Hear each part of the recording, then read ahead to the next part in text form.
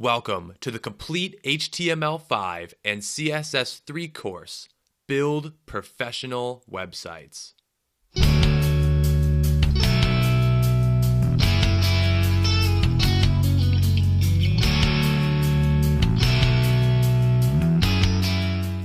Hi, my name is Joe Paris, and working together with Shazib Kamal, we will show you step by step how to use HTML5 and CSS3 with multiple lessons and lectures.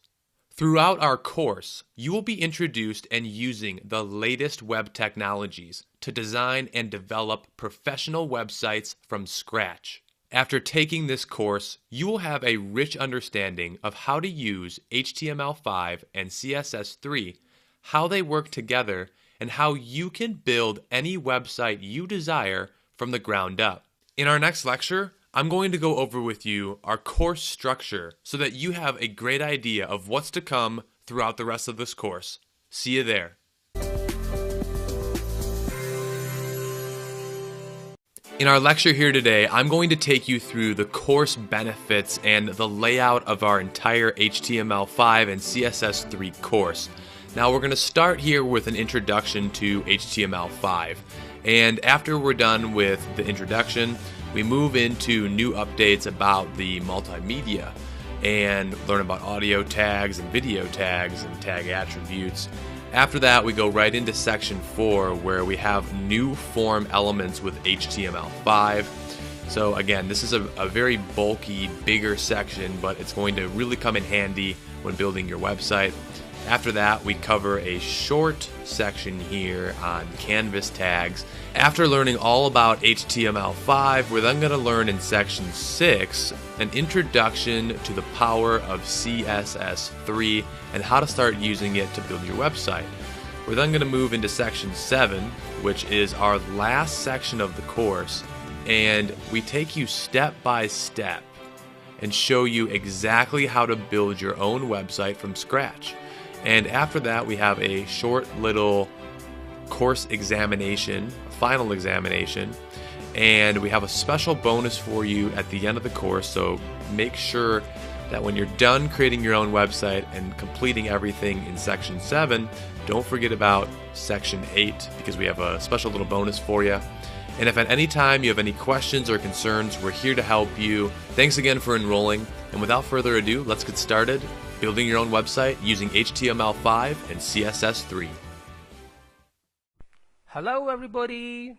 In this class I'm just starting a new course, HTML5 and CSS3 professionally and practically. So the thing is that actually I just made a slide for you to guide something about the HTML5, that what is it and what's new in it. So guys, just prepare yourself to watch the slide. Right now I'm just opening the slide here and actually I'm just running it. So HTML5 and the CSS3 features and new updates. Okay, so right now actually I was talking about the HTML5, not the HTML3, oh sorry, CSS3 actually. So HTML5 new features, new structure for markup a web document. Obviously this is a really great thing that if you just know about the non-semantic and the semantic tags. So HTML5 is a bunch of multiple new semantic tags which can handle your data in a specific way, actually in a great way. For example, if you just made your page with a header which has a header, a main area, a content area, some sections, some footers, or a single footer. So by the way, you have the way, a best way in HTML5 that they are just introducing the header tag, the footer tag, the section tag instead of using the div tags. So obviously it's a bunch of the semantic tags. You will learn some more things about the semantic and non-semantic tags in this course later on. By the way, the new and interesting thing is new form elements. This is really great and interesting thing. You will find that multiple things we have to do by using the JavaScript or jQuery. For example, if you just want to validate your form, then you have to use the HTML5. Oh, sorry, not HTML5. Now you will use the HTML5 actually. You have to use the JavaScript and jQuery. And the other thing is you can use the server-side languages for just validating your form on server like PHP, ASP.NET, and some other things. So now the HTML5 is solving this problem, or actually just minimizing the problem by setting up all the things in HTML5 itself. You don't need to use any other language. So audio and video tag instead of the traditional object tag. This is a really great opportunity. If you just want to put any audio or video to your web page, then you have to use the traditional object tag, which is most common in the simple HTML. But right now in HTML5 they just introduced audio and video tags instead of that tag. With a source tag you can do a lot of things you will find very great. Now the new thing is canvas tag. What the mean of canvas? If you know, the mean of canvas is the word canvas is actually used for oil painting. So obviously, like just its name, you can paint anything in the canvas, like drawing shapes, drawing something, or arcing, or any other thing in the canvas tag. So guys, I hope you understood all the things about the HTML and HTML5, that what's new in it and some things. So I will teach you some more things in next class. Goodbye and stay tuned. Welcome back everybody. In this class I'm just going to teach you some more interesting things about the HTML5. So what actually I'm just going to teach you. The main thing, if you just want to create any document, is the doc type declaration. This is more important when you just want to upload your file to the server, because server needs to know that which version of the HTML you're using to upload your to actually make your file. This is really important because the browser needs to know that what it is delivering to the browser or to the client. So for this purpose we just have to mention the doc type, that which version I'm using. In the doc type actually we are clearing that which version I'm using of HTML. So obviously, what is this version? So if you know about the DTDs already, so you know that this is the previous version of HTML, which is actually the XHTML when the HTML was combined with the XML engine. This is really simple and really cool to understand, but this is the old one. One thing more I just want to clear, that XML is an strict language, so that is why when they just combined, the mean of they is actually the W3C, W3 consortium, World Wide Web consortium actually. So by the way, when they just combine the HTML with XML engine, then the HTML becomes tricky and little bit restriction language, so restricted language actually. So we must have to care about all the things, like specifically like when we just typing, we have to care about the caps that we're typing in, small caps or capital caps. So this is really important thing. This was the really important thing, but right now when we're just working in HTML5, so HTML5 is very loosey, so there you don't need to really care about these small topics, but you should care because obviously you're working professionally. But actually HTML5 is loose language. So here I just mentioned the XHTML 1.0's doc type declaration, so I'm just removing it, and now I'm just clearing that I'm just making this document in HTML5. So what do you think, how much lengthy or how much lines it should take? Obviously it's HTML5, so I'm just typing doc type HTML and just cover the tag. This is the simple and easiest HTML5 doc type declaration. Actually HTML5 has the very simple and very easy and small doc type, as you can see. So just declaring that you're just working on HTML means you're declaring that you're actually working on HTML5. So I hope you understood how to declare the doc type and a little differences between different doc types and its needs. So let me leave, we'll meet next class. Stay tuned and goodbye. Welcome back everybody. In this class I am just going to teach you some more new things in HTML5. So I'm just opening the Notepad++, and here I'm just putting another thing. Obviously I was talking about the text in the previous class, so here again I'm just talking about the text. So I'm just putting another p tag in this way and just going inside this tag, and here I'm just typing some text. I'm just typing that I want you, it means I'm talking about you, my students, all of my students, to see the professional web designer and developer. Obviously every teacher has the wish like this, that especially the web development teacher or the instructor can have the wish like this, that it's all of it's the students at least should become a professional, web designer or developer. So okay, that's cool, but right now I'm just checking this sentence in the browser by refreshing, and okay, this is the sentence which I just put it. The thing is that, what if I just add some specific styles to it? Obviously when you just know about HTML and CSS, then you must know about this inline CSS and the style attribute. Here I'm just putting the width, specific width, and I'm just putting 200 and saving it and checking in the browser by refreshing. Okay, cool. This is the thing. Now, or I think for teaching you in a more good way, I should add a border as well. Here I'm just putting 1px solid and the black color. Okay, and I'm just checking by refreshing. Okay, cool. Now as you can see that I just added the 200 pixels width, but the problem is that here I want you to see the professional. Okay, the problem is that the text professional is not here. Why? When we can see that there is a big space, but the problem is that this space is not big enough to get this text.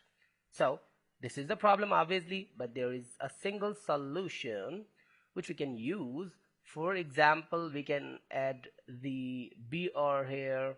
Okay, this is the old solution, and just add a simple hyphen and save it and check it in the browser and refresh it. And now I want you to see the professional. Obviously here is a hyphen, but I have another solution.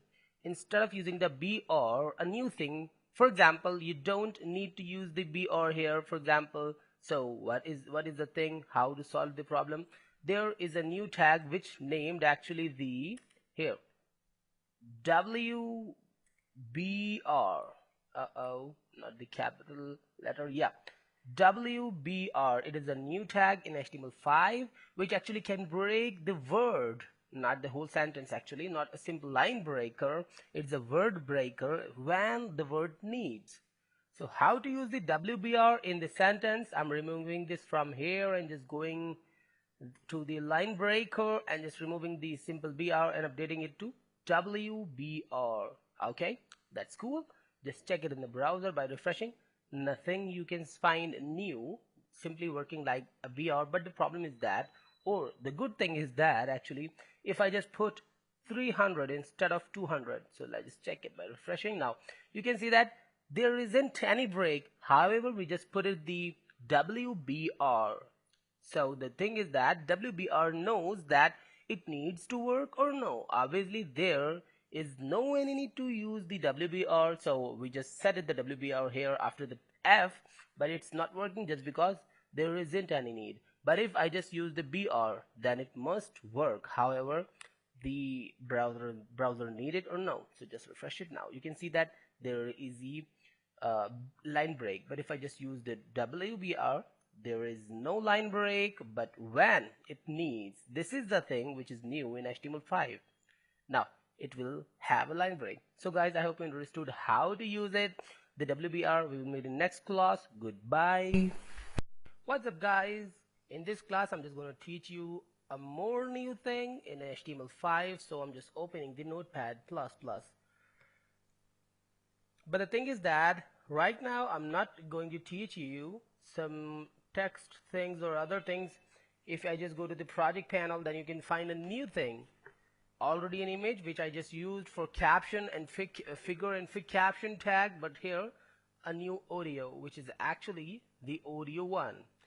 So the format of this audio is actually if I just go to the properties, then you can find this is the .mp3 in type. So I'm just clicking on OK, no problem. So I'm just adding this audio in our page. So how to add or how to do this, I am just going more bottom of the P tag. Okay, right now I'm just creating the audio tag.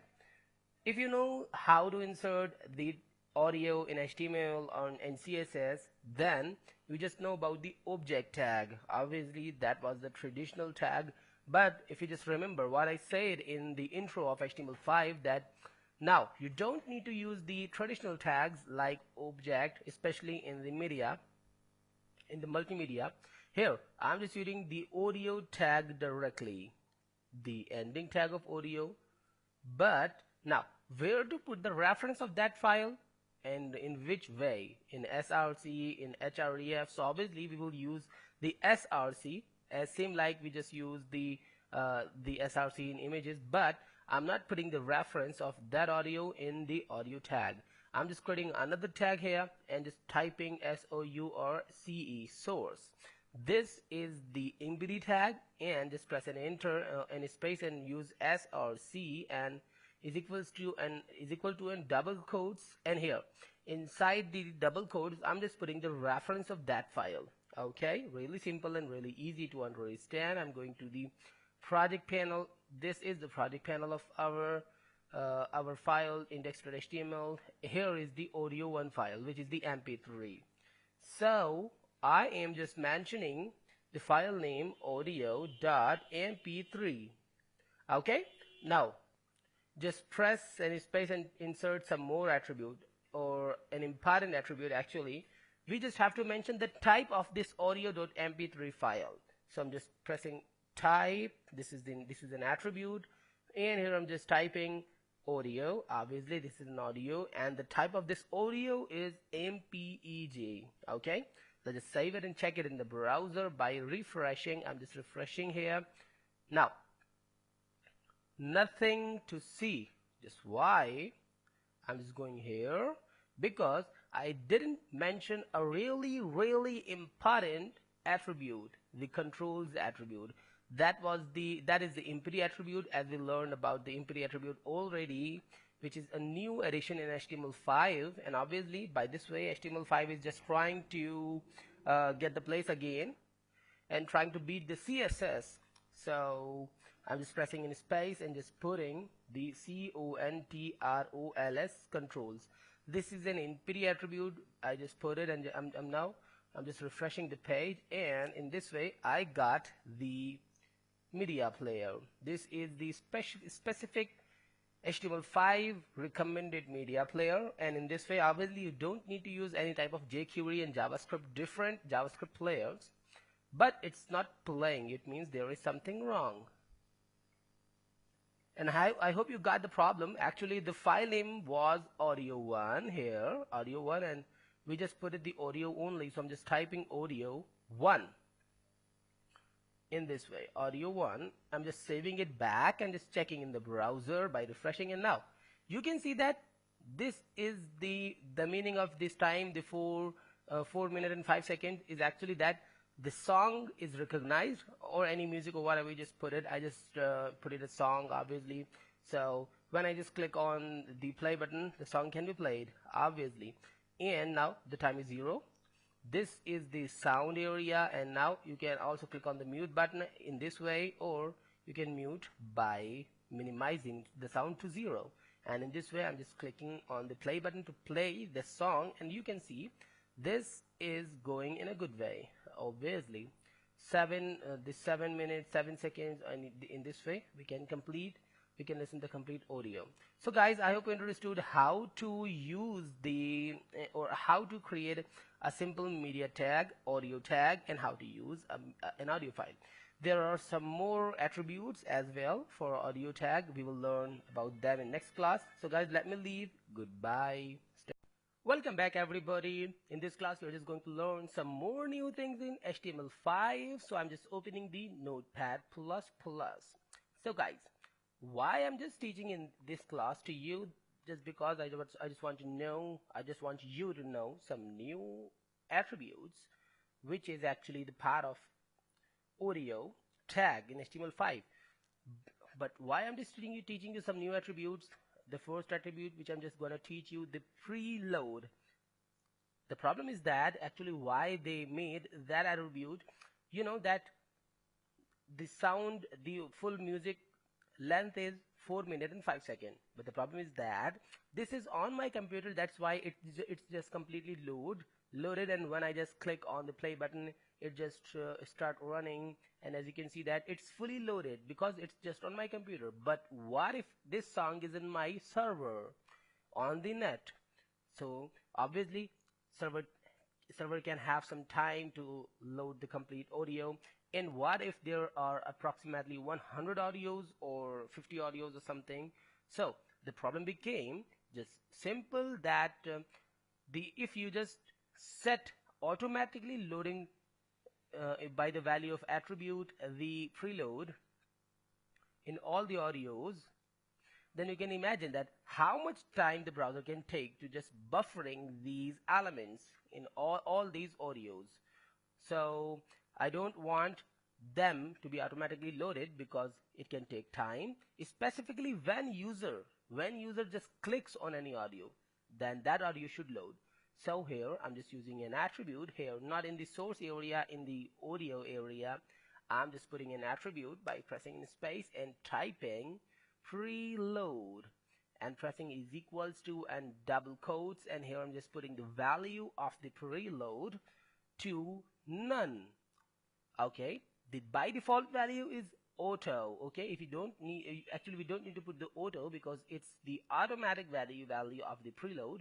But when I just put it the none, now when I just refresh this page, now it has no voice option and actually just looking like that no sound is here. But when I just click on play button, here I'm just clicking on the play button, now you can see that now it's just running, and actually when I just click on the play button, now it just started to buffer, and obviously it just buffer in a single second just because it's on my computer.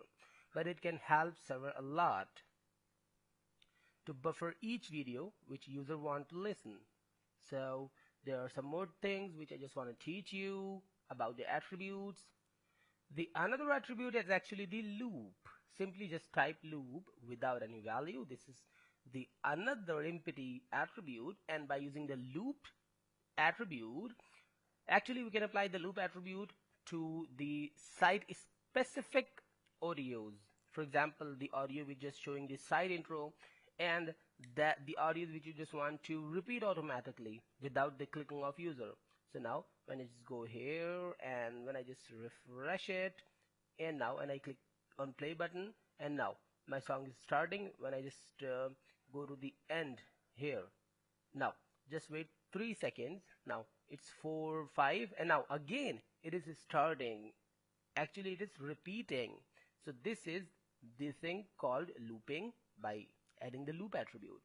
The another attribute is autoplay, and obviously that attribute is the empty attribute as well, but for using that attribute I just have to copy the audio tag just because I just used the preload at the top, and here I'm just going to use the autoplay. And obviously we can't use the autoplay and the preload attribute in the same, this is in the same audio, just because it is impossible to fit the value of autoplay to any audio and then set the preload as well, obviously. So I'm just checking in the browser. When you see I'm refreshing it, now you can see that it just automatically starting. Okay, it is automatically starting, and this is not starting because it's just the preload is none of this audio. I'm refreshing again, and you can see again that it's just automatically starting. Now 2 seconds. So this is a thing which is the autoplay. So now there is another interesting thing in the attributes. So I am just copying this audio. Okay, cool. Copying this, but oh sorry, I think I made some mistake here. Just cut this simple ending tag and copying the audio tag back and just pasting here. But right now I'm not using the autoplay. Okay, I am just using. Oh, one thing to be cleared, that you must have to put a single space, at least the single space, after every attribute. However, that attribute is empty, no problem. Here I'm just putting the preload, and as the value I'm not putting the none. By default value is auto, so we don't need to use the auto, but I'm not using the none as well.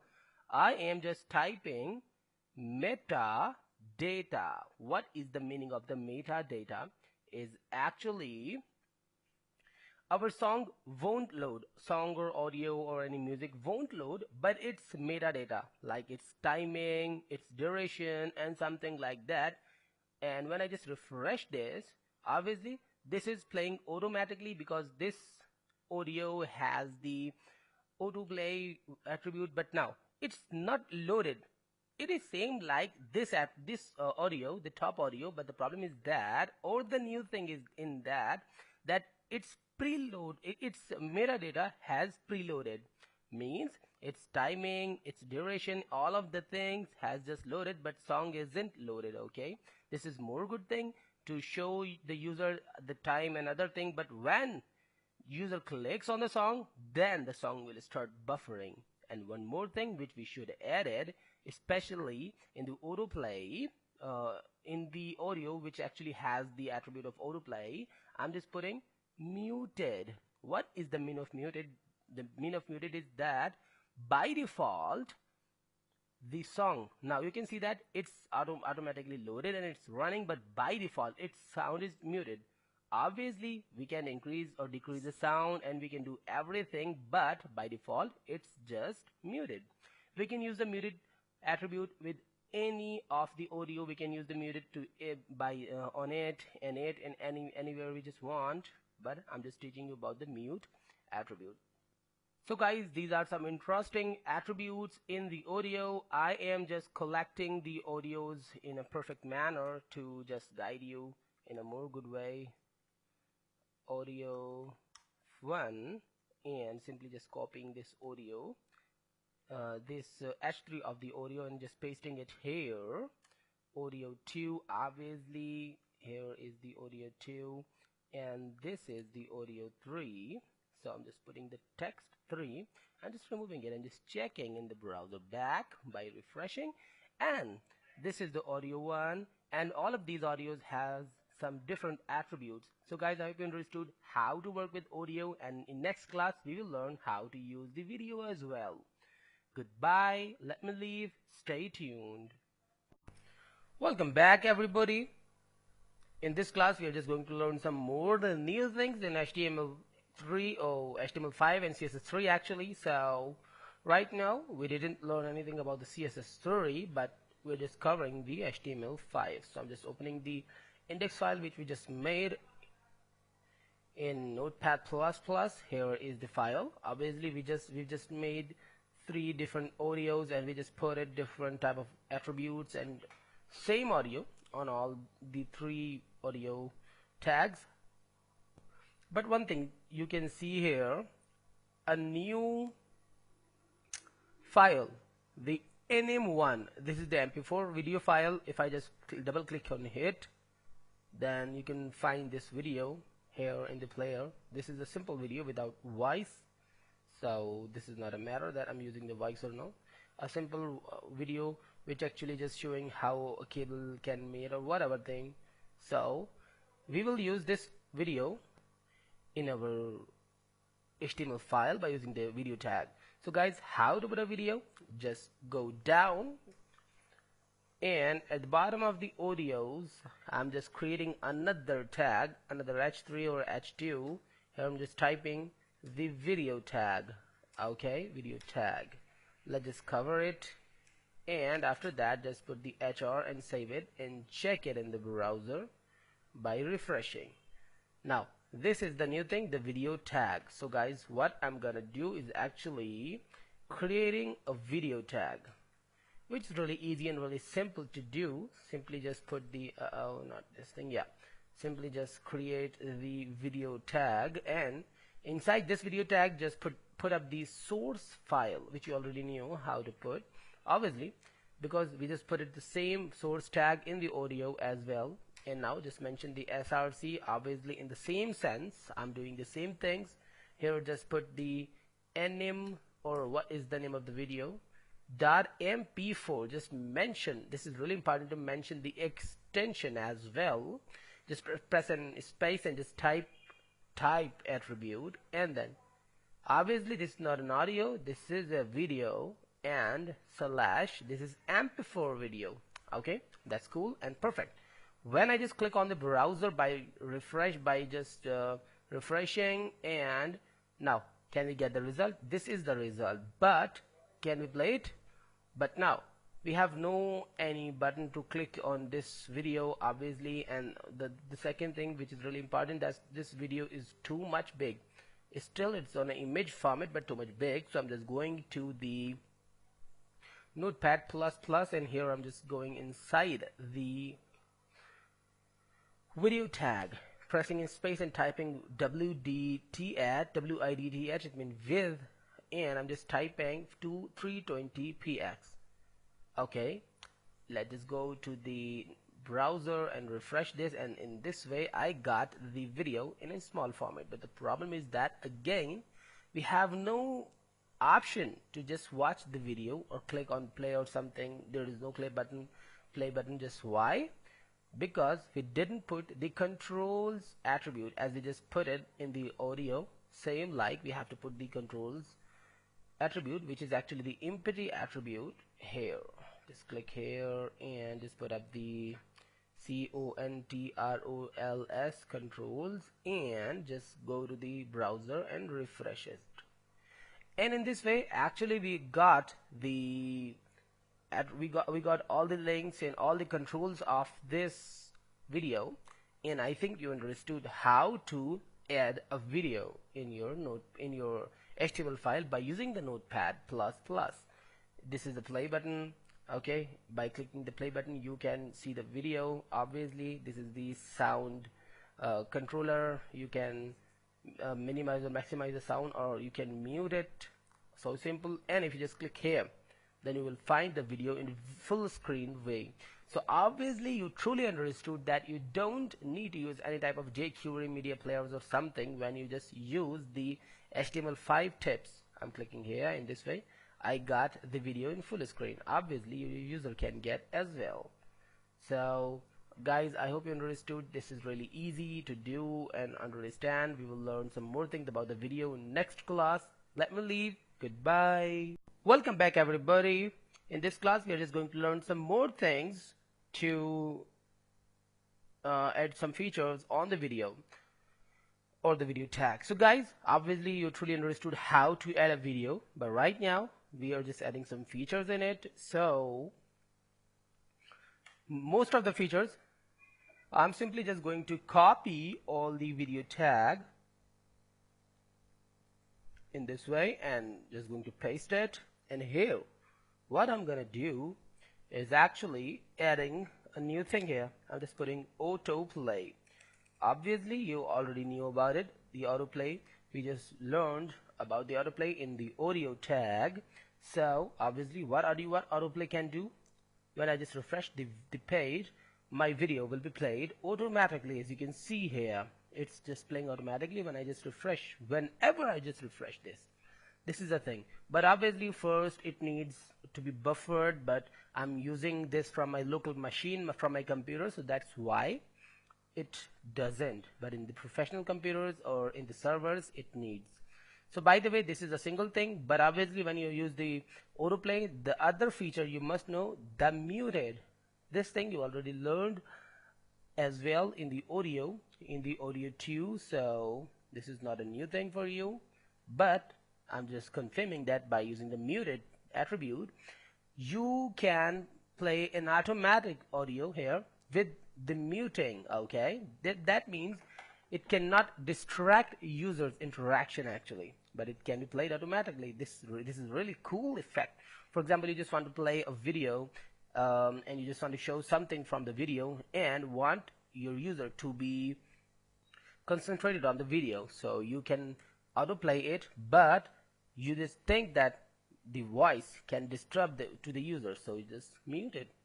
So this is the second feature, and the other thing is the preload, which you already knew. So I'm using the preload on the top because I can't use a preload and autoplay with the same videos. So I'm just using the preload to everything is fine. I'm just deleting, I don't know. So here I'm just typing preload, and here I'm just typing, oh, actually the reload has been detected by the Notepad++. Instead of preload, it just detected the reload. So what I'm just putting here, the none, same like I just put it on the audio. When I just put the none in the preload, the video won't be automatically buffer. Let's just see, it's not buffering and just showing a blank thing. When I just click here, then it is buffering and showing the result. This is a good thing. But if I just put the metadata instead of none, then the browser will just catch the metadata of the video, like the image and other things, but actually didn't loaded the video, whole video, just loaded the first view of the video in this way. So guys, I hope you understood about the preload, metadata. You already knew about all the things. One thing more, I'm just clearing you that a new thing in the video attributes is the poster. So poster, obviously this tag is not preferred to use with the autoplay video, obviously. So where you just use the autoplay, you don't need to use the poster because it won't work. Because in the poster, what you can do, for example, you just want your video not to play it automatically, and you just want your user to be clicked on the video, so you can show a poster instead of the video before clicking to interact the user or attract the user to be clicked on the audio or on the video, sorry. So here we can add any picture, any image, actually not the audio or video. So I'm just going to the folder, and which is the image it is. Oh nice, I'm just using the same image on the video. At the top of the video here, I'm just typing img1.jpg and just save it. Just mention the name of the video or the path of the audio, sorry, not the video, actually the image or the path of the image. Just refresh it. Now you got the thing. There is an image is showing. Okay, it means now user can attract the video or the image, that the image is looking really good. Now I should click here, then user will click, then you can see that the video will run. So this is really cool. The poster attribute is really good. But one thing more, if you just want to play your video automatically like the autoplay, then an other attribute you must know, the loop. And as you know that by using the loop attribute, the video or the audio, because you can use the loop in audio as well. So by the way, the loop can make your video repeated automatically at the end. Obviously you can see that it just crossing the time, 3 seconds, 4, 5, 6 and 7, and now it's repeating automatically. This is the thing which loop can do, and actually loop is doing here. So guys, these are some elements or the attributes of the video element and the video tag. I hope you understood truly. Let just leave me and I will teach you some more things in next class. Goodbye, stay tuned.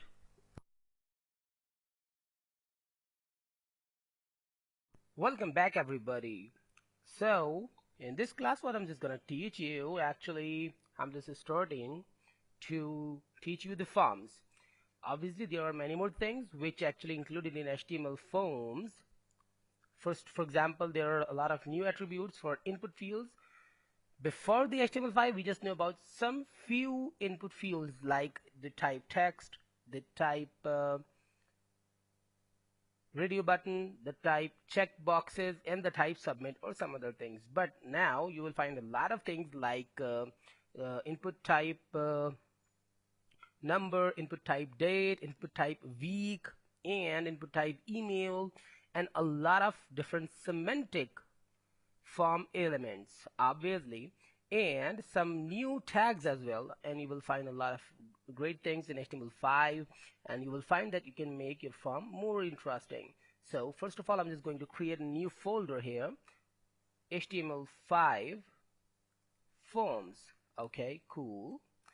HTML5 form, and here I'm just making a new web page. Here I'm clicking on the new tab and new page actually, and here I'm just typing the basic HTML coding.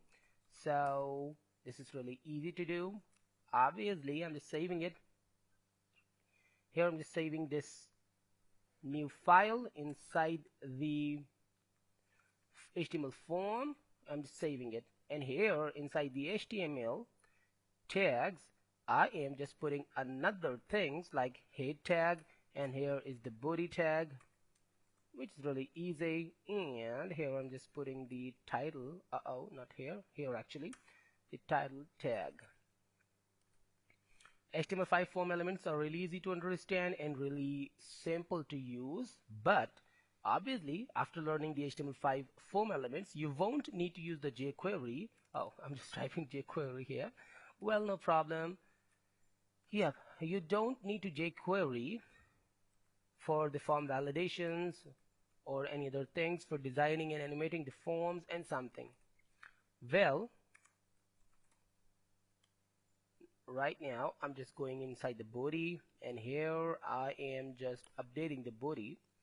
So first of all, I'm just adding the form tag, which is most famous and most common tag for every web designer obviously, and the developer as well. Developer are more famous with this tag as well. So by the way, here what I'm just doing, actually just creating a table. Okay, table, cover the table, and inside this tag here just put some TRs, and I just created a single TR, and here inside this TR I'm just making some TDs as well. So this is the first one, TD. Actually I'm just trying to make two TDs. I'm just thinking to make two TDs in one TR. Well, this is just about the form layout. So this is another TD. Okay, cool. I hope you understood how to draw a table, or actually how to make a simple layout. Here I'm just typing name, and here I'm just typing a simple input which you already knew, because I'm just typing the old one of HTML, simple HTML or XHTML. So this is the type of text. Okay, cool. Here I'm just typing other thing. I am just pointing out the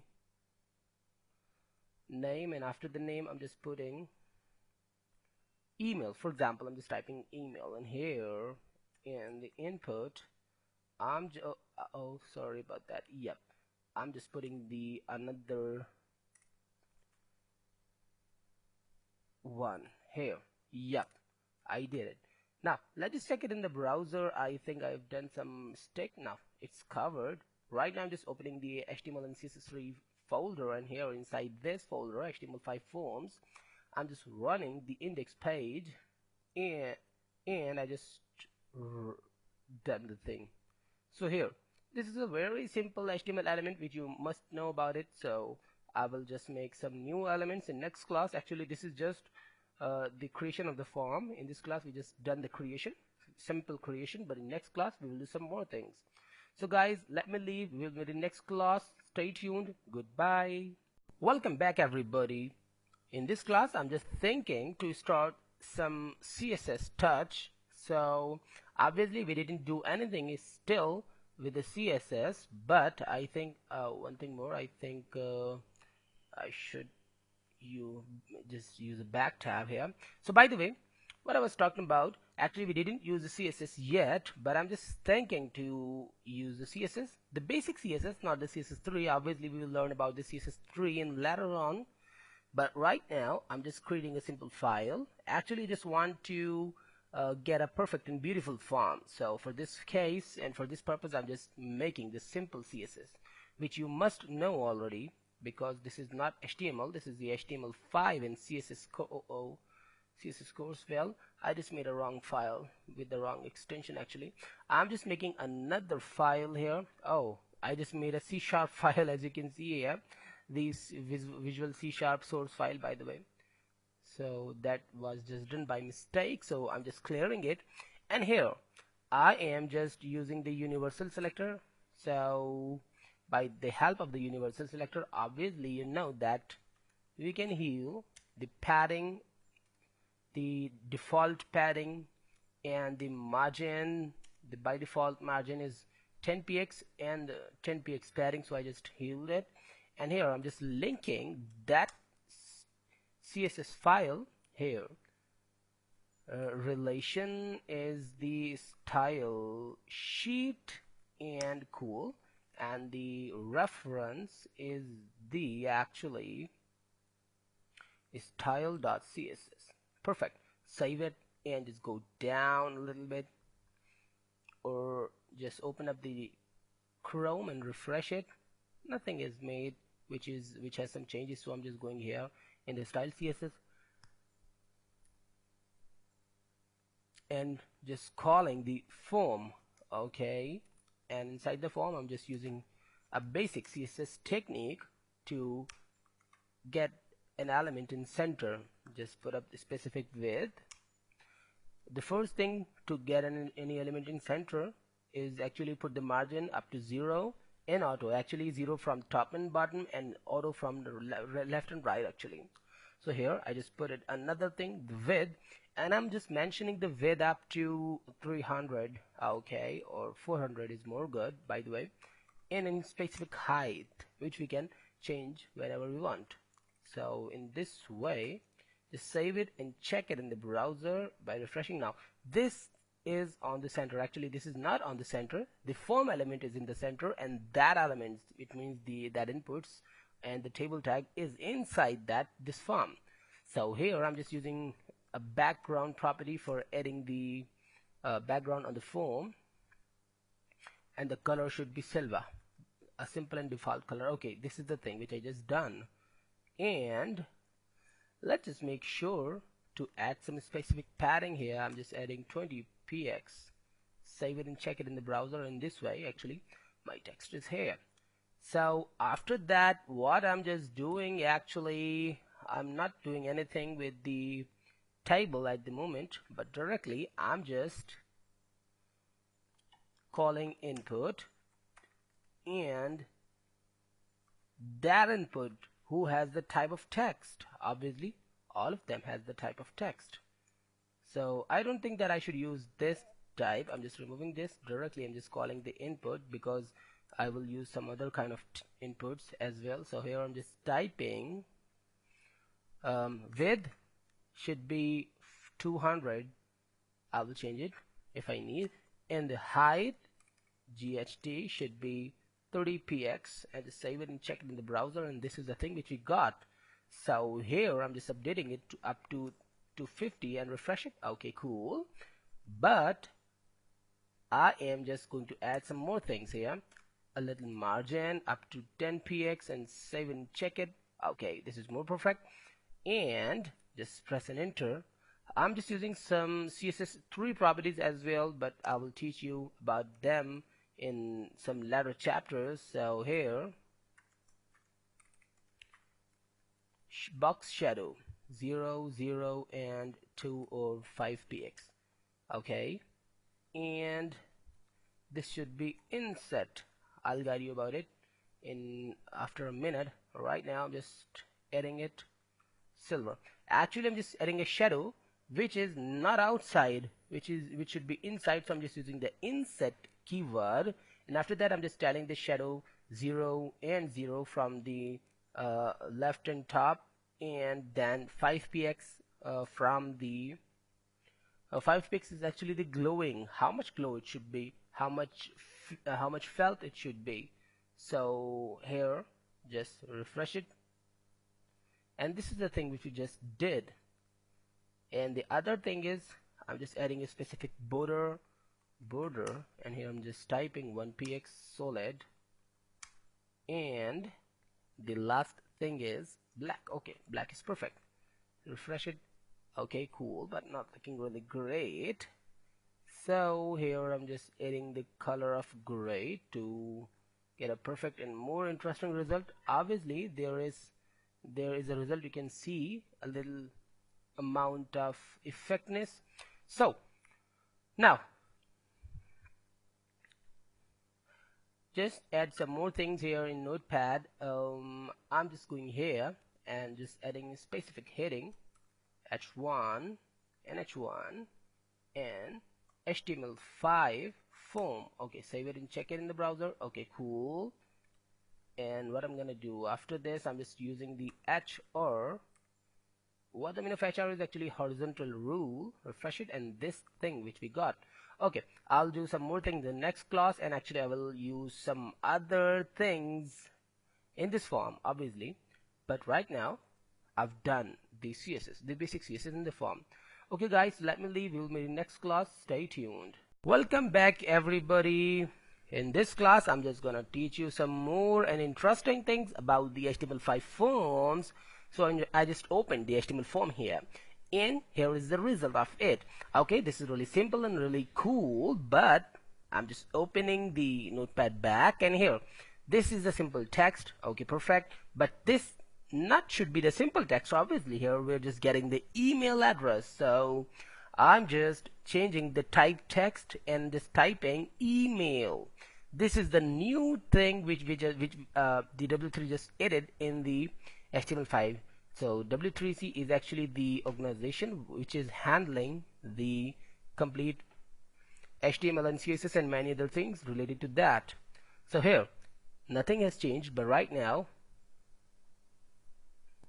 we just have to add the submit button. Obviously, we are just validating the form in this way. This is really easy. Here, I'm just making another TR, and obviously here in this way, I'm just adding and TD and the TD and duplicate it, and the second TD I'm just typing input. Not in the capital letters, input type, and here submit. So let's just save it and check it in the browser by refreshing, and this is the thing. Okay, when I just click on submit, nothing has happened, and actually the form is submitting. Obviously you can see the question mark. It means that form is submitted, nothing happens. But when I just type my name Shahzaib here, okay, but when I just type simply my name here again in the email field, here I'm just typing Shahzaib, and now I'm just clicking on the submit button, and now please include an @ in the email address. Shahzaib is missing an @. So guys, this is the thing, and this is the way that how we can validate the email address by using the HTML5 form elements. So I hope you understood that the email type is specifically working only the emails, and if it didn't put the @ sign, obviously it's not accepting. For example, I just added the @ sign, and then if I just put any email address, so any email address, for example, I'm just putting not my name, I'm just typing abc@gmail.com, and I'm not putting the .com, I'm just clicking submit, and now it's submitting. The validation is only on the @, not on .com or something. But we must have to put the abc @. So I hope you understood that. Now it is just telling that the @ is incomplete. Obviously we have to put some more things, for example Gmail or something. Now if I just click on submit, it is submitting. But I hope you understood how we can validate the email address in this way. It is really easy. In the next class we will learn some more things about the validation and how to use different HTML5 form elements. Goodbye and stay tuned. Welcome back everybody. Now if you just want to get the result, or if you just want to get the reviews from the user that how much they like your website, and you just want your user to submit the likeness or the reviews in the form, so you can make it. Obviously I'm just copying the previous TR in this way and just pasting it here by this way, and now here I'm just typing how much you like our service. Okay, cool. Just save it and check it in the browser, refresh it. Now this is the new thing. Oh, this is too much lengthy, or I think I should just type rate our site. Okay, cool. Save it and check it in the browser. This is the thing. Perfect. Now how to rate the site. Now I'm just going to the notepad back, and here instead of typing email as a type, I'm just changing it. Yep. Now I just clicked, I just pressed the shift button right now. Here I'm just typing the number instead of the email or simple text field. Now it is a specific number field, which is really interesting incrementation in HTML5 form elements. Refresh this now, and now you can see when I just hover my mouse on this input field, you can find two new things, the incrementer and decrementer. When I just click here, if I just type any keyword from the keyboard, for example A, B, C, any alphabet, I cannot. I'm trying, but I cannot. But when I just press numbers, it only can accept the numbers, no any type of text. So this is the specialty of this thing or this input field. But we have another way to put the value and how to rate our site. I'm just incrementing 2, 3, 4, 5, 6 and decrementing 4, and this is 0, and this is -1, -2, -3 and -4 and other things.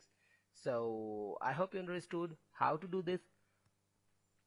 But there are some interesting attributes which we can use in this input.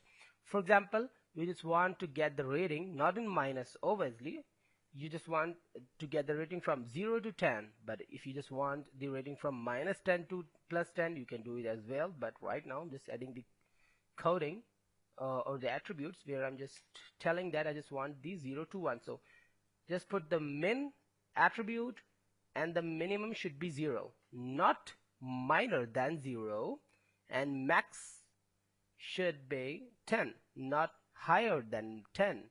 So now let's just refresh this page and just check the rating, how we can rate. Now I'm just pressing it, and now it's not working. The higher button is not working. Okay, when I just click on the lower button to decrementing, now not going down from the 0 and not going higher from the 10. So this is the thing which I just want to teach you to how we can use the minimum and maximum attributes here with the type number. I hope you understood it, and we will meet next class. Stay tuned. Goodbye. Welcome back, everybody. In this class I'm just teaching you how to get the date, like birthday or any other specific date, from the user, and by using the basic techniques of HTML5 form elements. We don't need to use the jQuery or JavaScript or another JavaScript techniques right now anymore. So here I'm just making another TR. Actually I'm just duplicating the previous TR and pasting it here, and here I'm just typing your birthday. Okay, cool.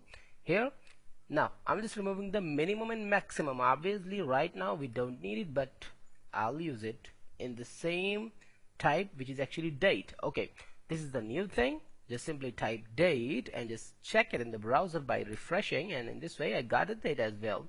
So now we have two things here, two options, 3 arrows and 2 options actually. Get the date higher, and by using the cursor keys change the selection in date. For example, just choose the year, and by using the cursor key we can up and down the year or month, and here this we can do the same thing, okay, in dates, and this is the month. So the other thing is that we have the option to close it by cancel button. Just click here, and actually you will find a resetted birthday, or actually the resetted date area, and this is the option to high and get low, and just close it. And the other thing is, if I just click on here, then I can find a complete calendar, a really interesting thing. So I hope you got it. You can change the dates and months and everything by these clicks, or if I just click here, then I can change the whole month by help of it. And if I just go a little up, then I can find other years from down and higher. So now in 1988, if I choose the July, and the 13th July is actually the Wednesday. I just selecting the 13th July, and this is the date I just chose. So guys, in this way we can use the date input as well. Some other things which is in the date input, I'm just teaching you. I'm just putting the minimum attribute here as well, and I'm just typing 12th minus, here I'm just typing 15 minus 1990. Okay, not minor from the, or not older from the 15th December of 1919. Here the max, not max from the 12/15/2015. Okay, just save it and check it in the browser. So I'm just checking it now. I just validated my date. So here I cannot choose the date from the 17th. If I just click here, if I just choose the date now, I think I've made some mistakes here, so I'm just going here to get the mistake. Okay, the problem is that the year should be on first, 1990, and then the month, and then the date, and the same here, the month and the date. So let's just save it and check it in the browser by refreshing it. I just refreshed it, and now if I just select here, now I can change the date. I can go higher. Okay, as you can see now, when I just go to the 2014 and 2015, and now again the 1990. So this is the thing which I just want to teach you. Obviously you understood that I cannot go more than the 2015, as you can see, and same like them. So guys, I hope you understood how to validate the email address, the date as well, by using the minimum and maximum values. I can just adjust the specific date, and simply we can use them on birthday. Obviously, for example, you can put up that not older from 1945 and not newer from 2015 or 16, whatever. So in this way we can use the date input field in more good way. So goodbye, see ya. Welcome back everybody. In this class I'm just teaching you some more new things in the HTML5 form elements, and actually I'm just teaching you some new things about the date. So for example, if you just want to get the date with the specific week as well, obviously in this way we cannot get the week. So I'm just adding another tr, and here I'm just typing in the parentheses that with week. So let's just save it, and now here instead of the date I'm just typing week. Just save it and check it in the browser by refreshing, and in this way I got your birthday with week. This is a simple birthday and this is a week area. Here obviously I can select the whole date here as well, but right now you can see a new column which is actually the date column, the week column actually. If I just select the Tuesday, now this is the 33rd week of 2015. I just choose the date which is in the 33rd week. If I just click here on the Wednesday, on the Thursday, I can't show the date here. I can show a specific week.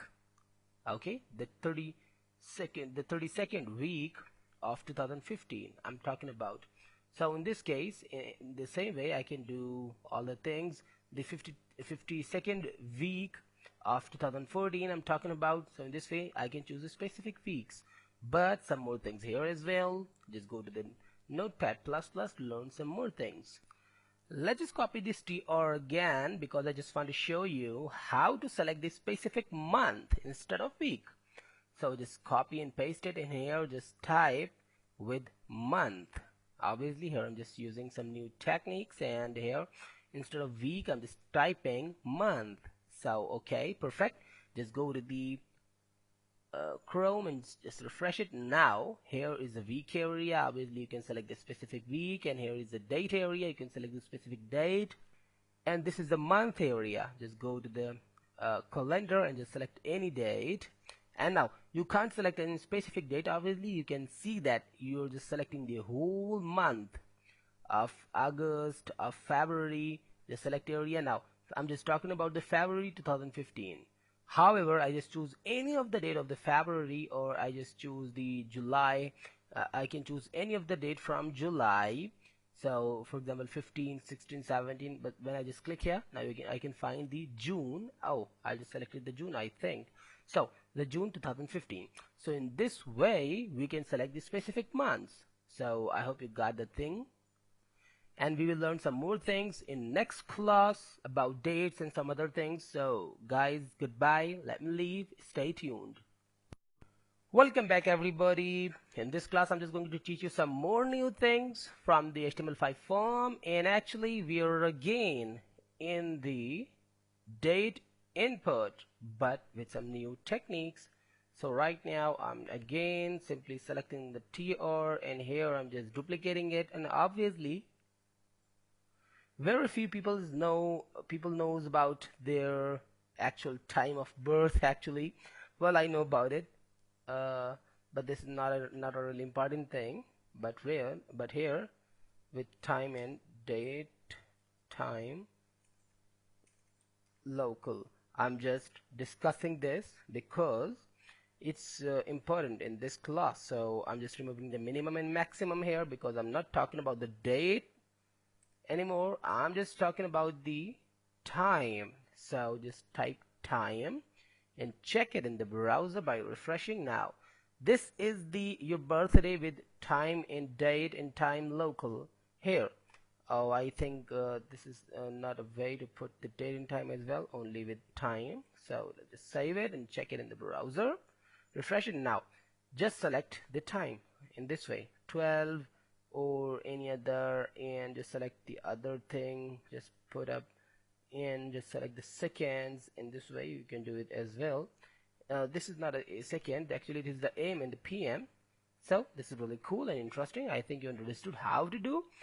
But another thing which we just left, I'm just teaching you. Copy the TR again and just paste it again in this way. Save it. Sorry. Save it back, and here just type date, time, local. Save it, and here in the time I'm just typing date. Not just date, actually time, local. Save it. Actually I'm just making some mistake here. I'm just going here, just typing date, time, local. This is the actual command, so, or actual type. So here just refresh it, and now here we can choose the date and the time as well. First I'm just choosing the date, and then again we can choose the date. But if I just click here, then I can choose the time. So this is the way to choose the date, but here we can select the time as well. Obviously in this way we can choose the date and time, both the AM or PM. So I hope you understood how to do all that things, which are some really easy steps. Guys, we've just done the date input and time input. Right now we will learn some more things in the HTML form in some next classes. So let me leave, goodbye. Welcome back everybody. In this class I'm just going to teach you some more new things about the HTML. So let's just open up the notepad again, and what I'm gonna teach you is actually adding an area to specify the URL. So I'm just copying the TR back, and here just I'm just pasting it, and here I'm just typing enter your web address, okay, website address or whatever you just want to type the web address here. So obviously the web address can't be like the date and time or date time local whatever. Here I'm just removing the type, and just simply we can put the text, but this is the old version of HTML I'm talking about. I'm just typing the URL directly. This is a new and really great incrementation which can validate the URL as well. And one thing more, I just want to clear you that the minimum and maximum actually validates the number type, it means if you just put the number which is actually more than 10 or minor than 0, then the browser will tell you that you just crossed the limits, and actually the number type is the number input is not validating in this way. So right now I am just refreshing this and just giving you a new thing into your web address, and here if I just put google.com, and when I just click on submit, now you can see please enter a URL. Okay, I can't submit my form when I just didn't until I didn't insert the true email URL actually. But I have a way. If I didn't put the email address, the URL address, so no problem, I can submit my form. But if I just use this area or the web address, so I have to put the right web address. So the right web address is www.google.com.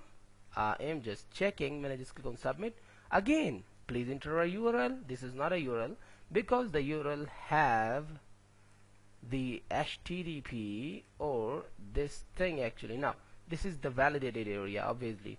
Now the form has submitted, it means now you can see that the question mark, and actually this is the previous one, but when I just remove it, and now if I just put the HTTP, and in this way by adding the complete URL including the HTTP, I can submit the URL. Okay, another thing is if you just want to make a search engine, so this is not a part of the actually the simple HTML submission form, but obviously this is a part of a form, but we use the search field at the top or somewhere to searching something, not to submitting, simple submitting the data. So here I'm just teaching you enter your web address, and just I'm just pasting again, and here I'm just typing search something. Okay, this shouldn't be here, but obviously for teaching purpose I'm just teaching you search something, and how to manage or just recognize the type. Directly just type search. Okay, now just refresh it, and in this way I got another input with a text field, but this is not a simple text field, this is a search field. So we actually cannot validate the type search by simple text or integers. Integer mean numbers obviously, because we can search anything, the numbers, email address, dates and time, everything we can search. So there isn't any validation of this type, but we have another ways to validate everything. For example, there is a big problem if I just type a wrong URL address with wrong manner, actually with wrong manner, so it will tell us or just warn us to submit a right email address. So actually it's actually validating the form. And obviously if we just put a wrong or higher or lower number, or just a wrong email address or incomplete email address, so it can warn. But the problem is that if we just didn't put anything, so how to validate in this way, how to validate the empty field, we will learn about it in some next classes. So right now let me leave, and we'll meet in next class. Goodbye, stay tuned. Welcome back everybody. In this class I'm just going to teach you about the specific validation attribute in the HTML5 form. So actually this is obviously the new attribute, and as I said that again HTML is trying to turn back the attribute on. So here for example we can validate an email address, we can validate numbers, we can validate dates and something, but the problem is that if I just didn't put anything in the type text, so how to validate the text? For example, I have the opportunity to put an empty form, or who can stop me to submit an empty email? Obviously if I just put a wrong email with wrong manners, it can warn us. But if I just put an empty email field, it does nothing. So just press any space and type required. This is the specific and true validation attribute. Now just refresh it, and when I just click on submit button after refreshing, now it is telling please fill out this field. It means only the email address is the validated or actually the validation input. So right now I'm just putting the email address, for example abc@gmail.com, and now I can submit the form.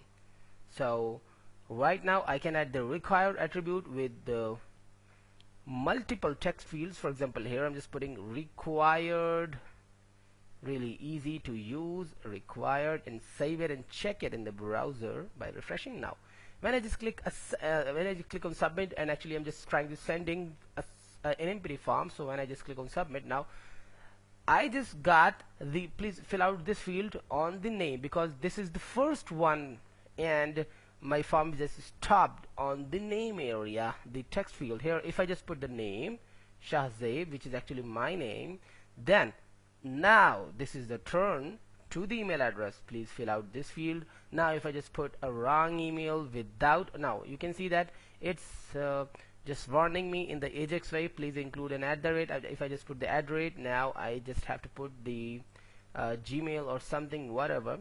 So in this way I can use the required attribute to validate some specific fields to not to submit them empty. So I think you understood that how to validate a complete form using HTML5 without any type of JavaScript or the server-side languages. This is really cool, and we don't need to use any extra things. So guys, goodbye. Validate your forms with some easy and simple steps, and go get some rest. Goodbye. Welcome back everybody. There I'm just teaching you a new element of HTML5 form element. So what I'm gonna do is actually just duplicating this again. Actually I'm just making you a range. I'm just teaching you to make a range. Here, what is a range? Again I'm just typing, or I think not here. Where is the option to rate our side? I'm just deleting it. I'm just going on the top area here. This is the thing, rate our side. Here I'm just pasting it again and just typing with range input. Let's just save it, and where we are, here we are. I'm just removing the minimum and maximum right now, and just simply, instead of numbers, I am just typing range. Directly I'm just typing the range. This is a really interesting and new type in HTML5 input elements. Let's just refresh it. Now this is the range, so we can low and high this, and obviously this is not a good and perfect thing. So here I am just creating that, actually how to manage it, because I just used a lot of different inputs.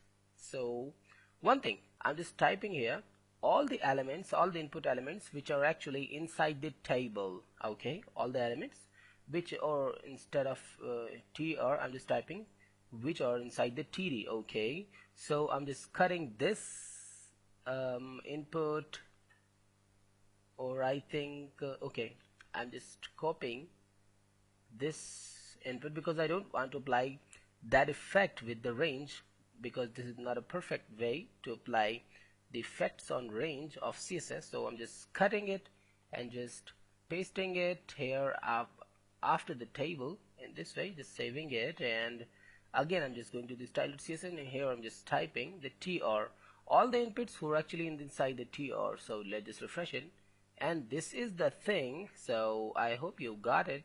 Now actually it has a simple line, and in this way we can just adjust the range. So it's really free and really easy. We can give the we can give any value, the 100 or the 0, 50 or any, and actually when we just submit the form, obviously this thing is not inside the form just because we just applied the specific effect on all inputs. So I just make it out. By the way, when I just click on submit button, then actually the range, the result of the range or the value of the range will go to the server. I'm not using the server right now, okay, but by the way, if you just use the server and the database as well, so the value of the range input will go to the server and the database, in numerical way. Okay, so some more things I'm just going to teach you in the range here. Just mention the input, the minimum and maximum as well. We can do it obviously. The minimum and maximum attributes are really cool and really important. So minimum and maximum should be 100, 150 or 20 or 10 or whatever you just want to give, no problem. Just refresh it, and in this way obviously it's on the center. It means on 50-50, but this is the same. Obviously you can see it. It's a little harder just because this is 0, this is 1, 2, 3, 4, because now this is not divided into 100 parts. This is just divided into 10 parts actually. Now we can put an specific value or a manual value. I'm just putting 2. It means it not should be on the 5, it should be on 2. Just refresh it. Now it's on 2. Okay, 1, 2. So I'm just refreshing it back, and now you can see it's still on the 2. Or if I just set it here, refresh it, now it's on 2 because I just set it the value of 2. So I'm just adding some more things. Press any space and the step. This is another important attribute which is actually new for you, but I'm just adding some value here. 2 step, it means it should take 2 steps instead of 1. The mean is that we can't select 1, 3, 5 and 6 obviously because the max value in 10, and I'm just setting that it should cross 2 steps on every change. Just refresh it. Now you can see that directly going to the 2 and 2. Let's just imagine 2, 4, 6, 8 and 10. What if I just type here 4? Just save it. Now the value 2 has just ignored in this form. Just refresh it. Now we can't select the 2. Okay, 1, 4, 8, and after that I can't select the 10 because it should be 12 and there isn't any 12 value, so it just stopped. So I hope you understood how to manage the step attribute as well and some other things. So guys, let me leave. We will learn some more things in next class. Goodbye. What's up guys? Here in this class I'm just going to teach you a new thing in HTML5 forms. So this is another input tag, but in this class I'm just going to teach you how to choose color as well. For this purpose we just have to go to the Notepad++ and we just have to open a simple HTML file. So I just have already the simple file HTML. So what I'm just doing, actually just duplicating this read our site area with the range input. It means if you just go to the browser, actually refreshing, now you can see that read our site and read our site. Now in this second read our site I will do some updation. So here I'm just selecting the text, which is the rate our site, and I'm just removing this simple text and just typing choose any color. So now where we can use this choose any color option, first of all I'm just going to delete this step value min and max attributes because there isn't any need to do these functions or these attributes, and just directly select that range because the type shouldn't be range but the type shouldn't be color. Let's just save it. So for now just go to the browser and just refresh it, and in this way we can see the choose any color with a black color box, actually the rectangle. So by clicking here we can get a color picker dialog box. If you know this dialog box already, so obviously this is the Windows default color picker and multiple softwares are using this color picker like the MS Paint and some other softwares. So in this case HTML didn't do any special and new thing but just use this color picker in HTML forms. So now the thing is that where we can use this color picker, so we can use this color picker, for example, if you just want to give the user your user to the ability to select any color of for the site or any background or any color for any element. So by the Ajax or it's not important to use the Ajax, simply by the JavaScript we can give the ability to the users obviously to change the color of any element by using this color picker.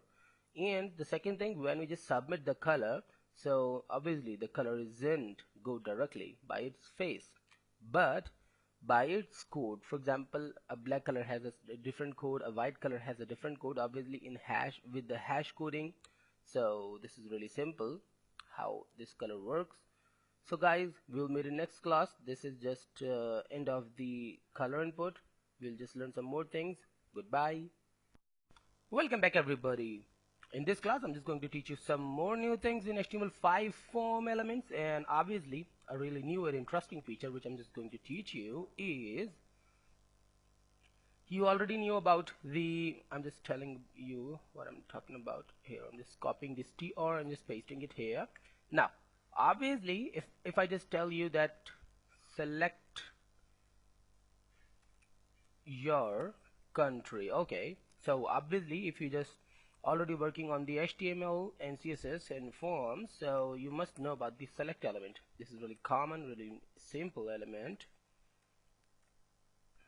Select, and inside it, actually I'm not talking about the specifically about the select, obviously you already knew about it, but for just teaching you some new things, I am just guiding you that the difference between the option, the select and that new thing which I'm just gonna teach you. Here I'm just typing America, okay, Afghanistan, okay, cool, and Africa, okay, whatever the name I'm just typing, no matter. Obviously, what is the true spelling? Yeah, Africa has C. So then Brazil, okay, so I just created 4 countries here and just mentioned select a country, and when I just refresh my form, now in this way I got the America on the top. When I click on the America, then I can select any other country. But another thing which actually added in HTML5 is just when I just paste it, and here I'm just typing select country with data list tag. Cool. Here first of all, obviously we are just using the input tag, but there isn't any need to mention the type because directly just put the list. This is another and new attribute which we are using here. List, just mention a list name. Here I'm just typing country list, okay, and after that I can create the data list tag anywhere where I just want. This is not really important to make the data list tag just bottom of this input where I just mentioned the list country, but there I'm just doing this. But the main thing which is actually visible for the user is this input, so we just have to care about this input that where we are just mentioning, and we just have to just care about these designing. But the data list we can mention anywhere it. Here I just have to mention the ID, and one thing more, the list attribute of the input and the ID of data list should be same. In fact, must be same. So country list, this is cool. And inside it I'm using the option tag which you already knew. So this is just looking same like the select, but obviously there is a difference. So here I'm just typing America. Actually I'm just doing a thing that I'm just copying this thing, all that options here I'm just pasting, and actually got the same thing. So now I'm just refreshing it, and in this way I got another select data with country, okay, select country with data list tag. One thing more which I'm just doing by after in the style.css, and removing the height of the form. So now the form height is automatic. Cool. Now when I just hover my mouse here on this input which actually has no type but list attribute, you can see an icon of drop down listing. When I just click here, I can get all the list same like this, okay. But the difference between the data list tag and the select tag that actually we can directly type here the country name. We don't actually need to click here. If I just type A, then I can find all the data which actually has the A character. When I just type AM, only the America or the text who has the AM. Okay, or B, the Brazil is in the list. So actually this is working like Google instant search. I think you understood how it is working and what is the thing. We can type actually the name, and by typing we can get the true name. And this is really interesting thing. Before this data list, we have to use the Ajax technique for these things. Okay, if you just want to make a search box or instant search area, then we have to use Ajax techniques, but here we can do this with the data list tag. I hope you understood how to do this, and this is really cool. If I just press AF, so AF is matching with Africa and Afghanistan, so that's cool. Perfect. We'll learn some more thing in next class, so let's just enjoy these new things of HTML5 and stay tuned. Hello and welcome to this class where we're just learning some new things about the HTML5 form elements. So I'm just going in the HTML index.html, and here we are just making a new thing. Guys, you already know how to upload files, or at least how to make the input to upload any file.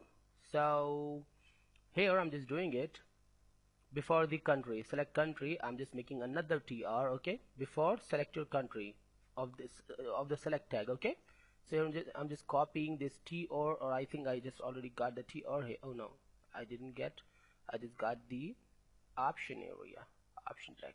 So I'm just copying this tr and just pasting it here, and inside this, in the search something, I'm just typing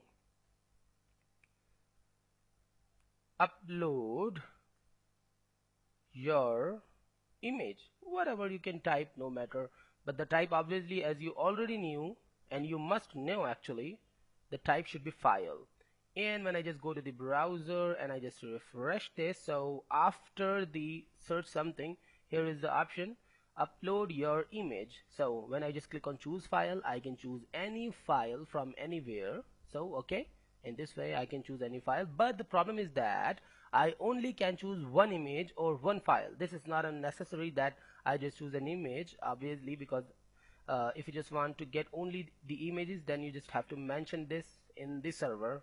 So by using the PHP, so this is another thing. Here when I just click on creating header and nav, when I just press control by key or any other key, but I can't select multiple files, so I'm just cancelling it. This is simple uploader which can upload single file, and this is old.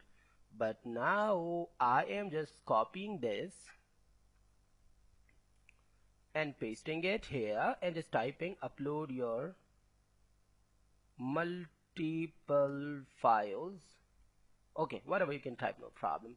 And here instead of file actually I will use the type file attribute as well, but one thing more which is new in HTML5, multiple.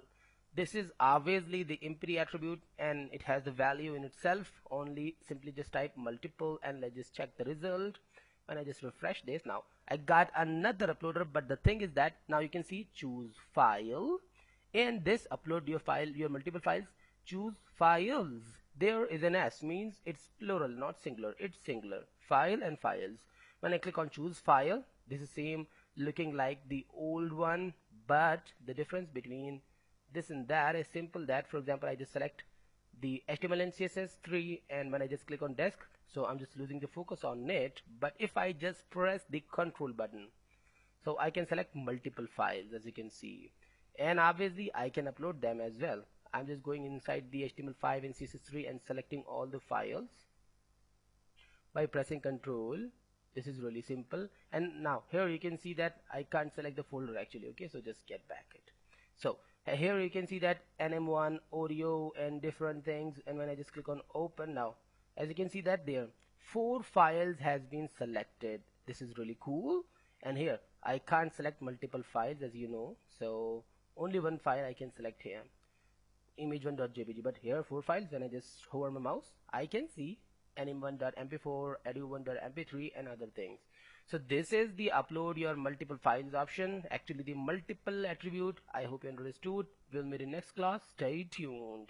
Welcome back everybody. There is another new thing which is in HTML5 forms is, for example, I'm just going to the browser. For example, I just mentioned here, I just indicated that I want to get the name here in this field. Obviously this is the HTML autofill setting, by the way. I'm not interested in it. So here I just mentioned that you just have to put the email address. Here you can rate our site. Obviously I just use the option, but the problem is that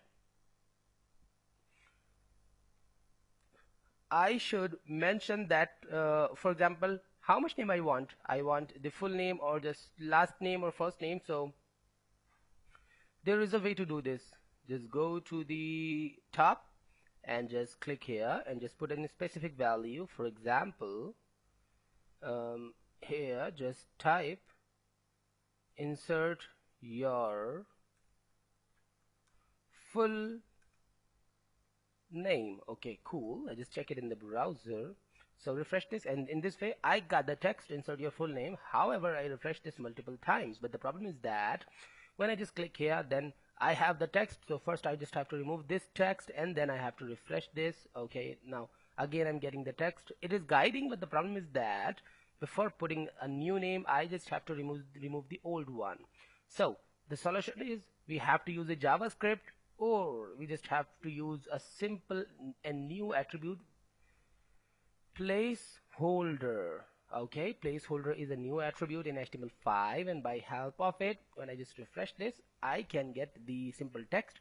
But when I just click here, now I don't need to actually remove this insert your full name. When I just directly type my name SH, then that text is removed. But when I just remove my first keyword, then again I'm getting the insert your full name. So we don't need to use the JavaScript for these actions. Actually we can use HTML5 for this as well. I hope you understood.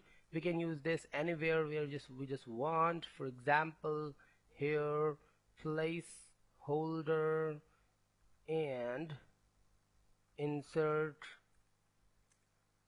the email address. Save it and check it in the browser. Okay, cool.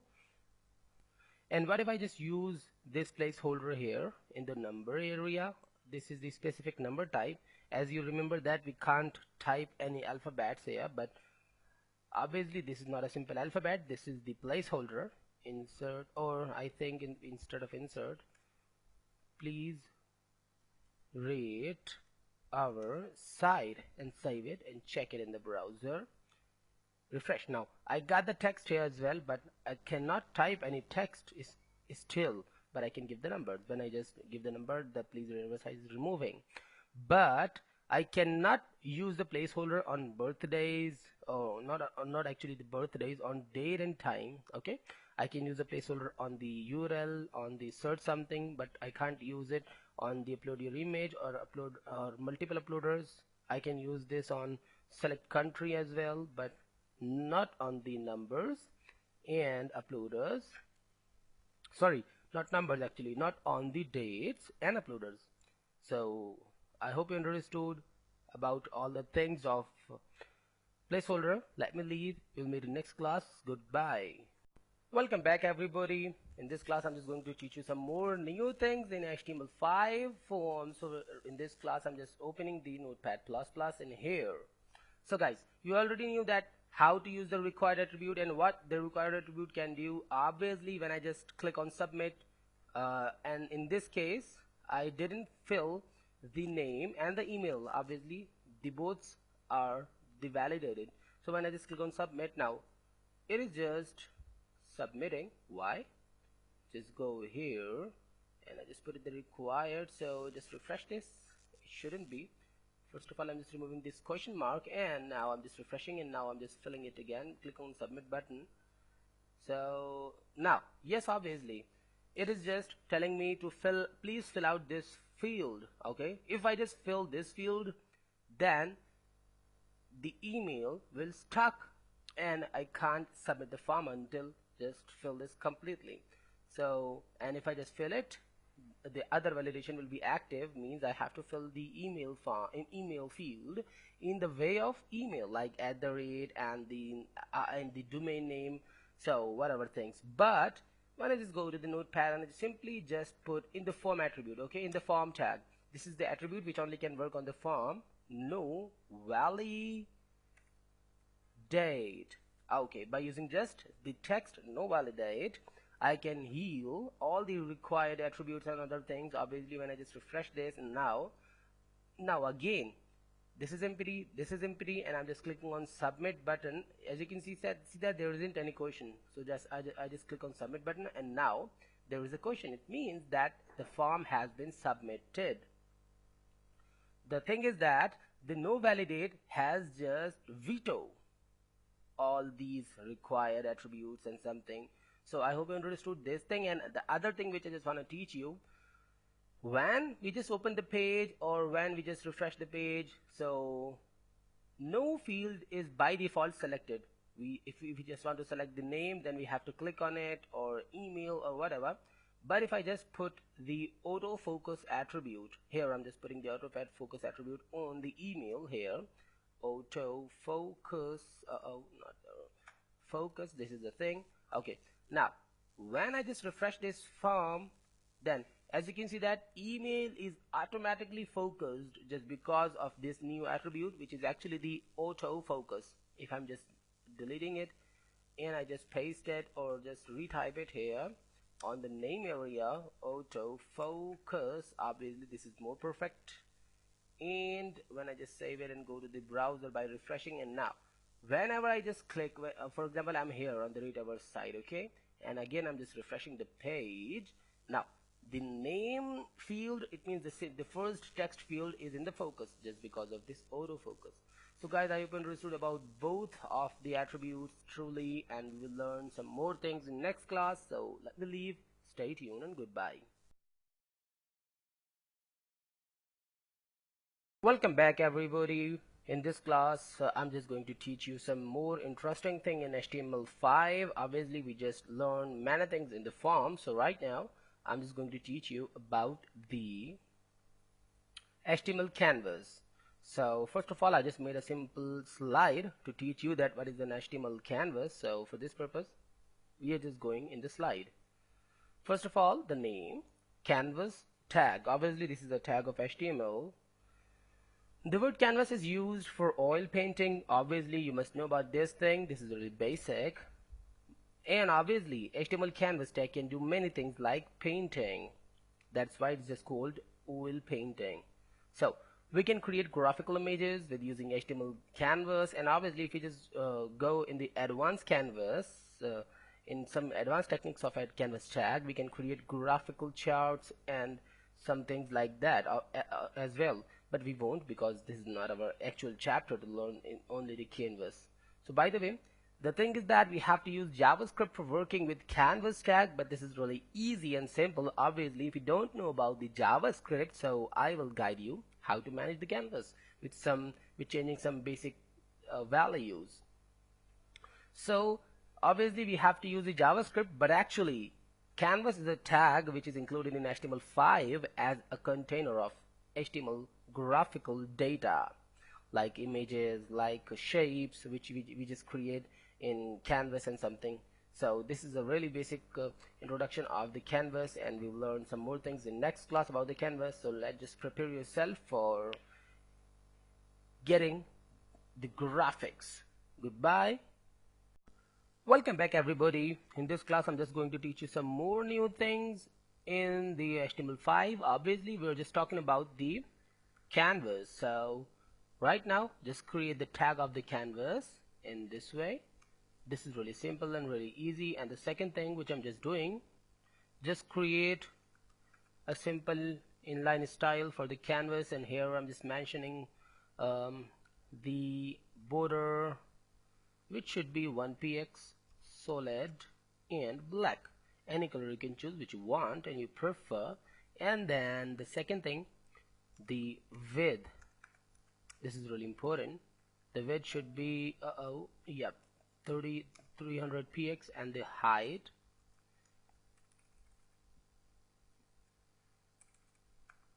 This is perfect. Should be 300 px as well. Let's just check it in the browser. I'm just going to the browser and refreshing this. So in this way, as you can see that it is really plain and really simple, and it has a simple border. One thing more, I'm just want to clear you that here I just made another folder in the HTML5 and CSS. Here the name of the folder is canvas, and here I just created another HTML file, as you can see, index.html, which is actually an empty file, and actually not an empty file but has nothing like the old one. So by the way, I just created a simple canvas, and obviously, as I said, that you can't work on canvas without JavaScript.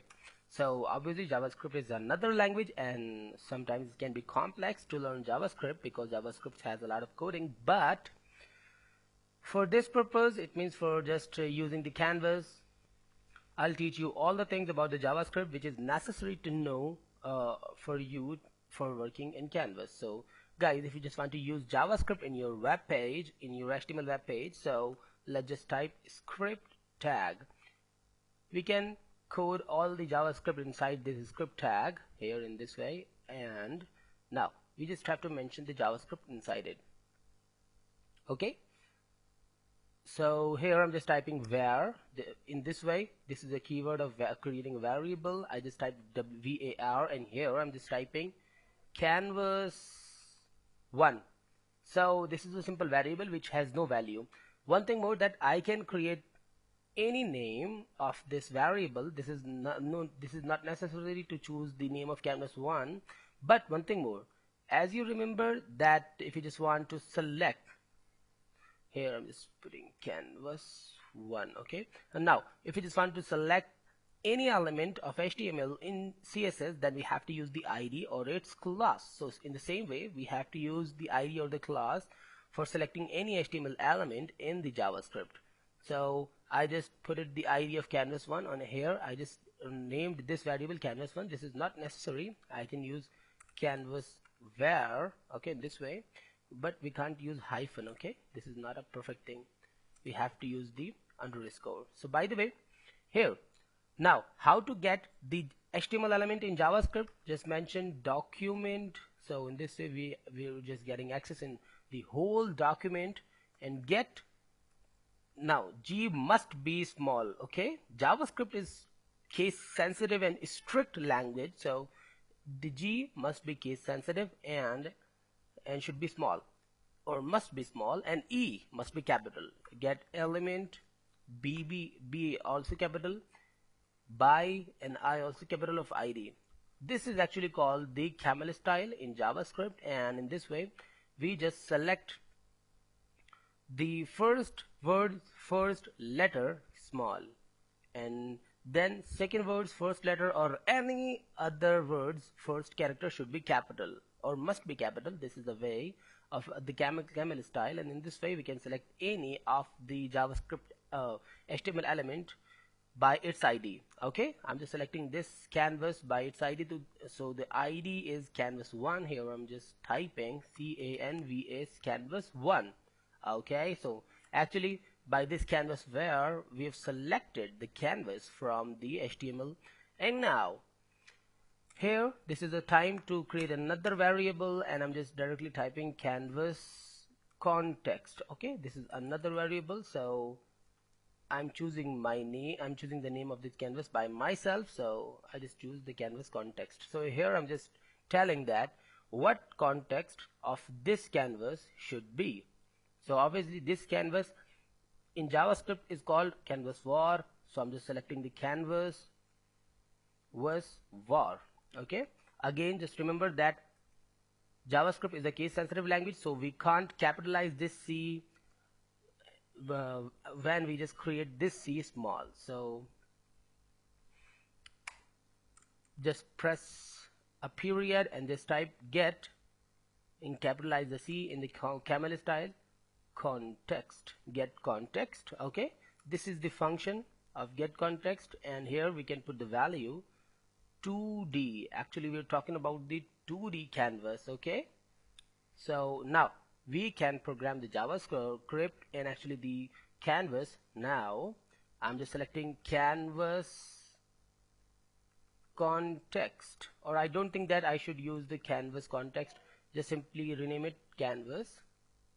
Okay, here we just mentioned the context of the canvas, but right now we have to put some other things. For example, the fill style, it means the inner color should be brown, any color you can give here. Okay, we just mentioned the color with this canvas, and this canvas is actually the 2D, and this canvas has the canvas var, and the canvas var is coming from the canvas 1, and canvas 1 is from the HTML. So right now I'm just checking in the browser by refreshing. Now nothing happens just because one thing more I have to do. So what is the thing? Again, I'm just calling canvas and adding some other functions. Okay, these are the functions and properties and other things. So I'm just adding some other thing here. I'm just typing fill fill rect, fill rectangle, okay, is equals to, so right now not in this way, in the way of parentheses, and just put the value, okay, 0 0 and 200 and 200. Okay, I will teach you what is this and what is the value, all the four values here, just refreshing. And now in this way actually I got the thing which I just want to make. Now let's just get the meaning of this function, the fill react. So here I'm just adding the comment, so obviously it will ignore, but right now I'm just teaching you what these zeros and other values can do. Here the first thing, the first zero is can help us to indent our inner shape from left, okay, or I think I should say right, okay, and this can help us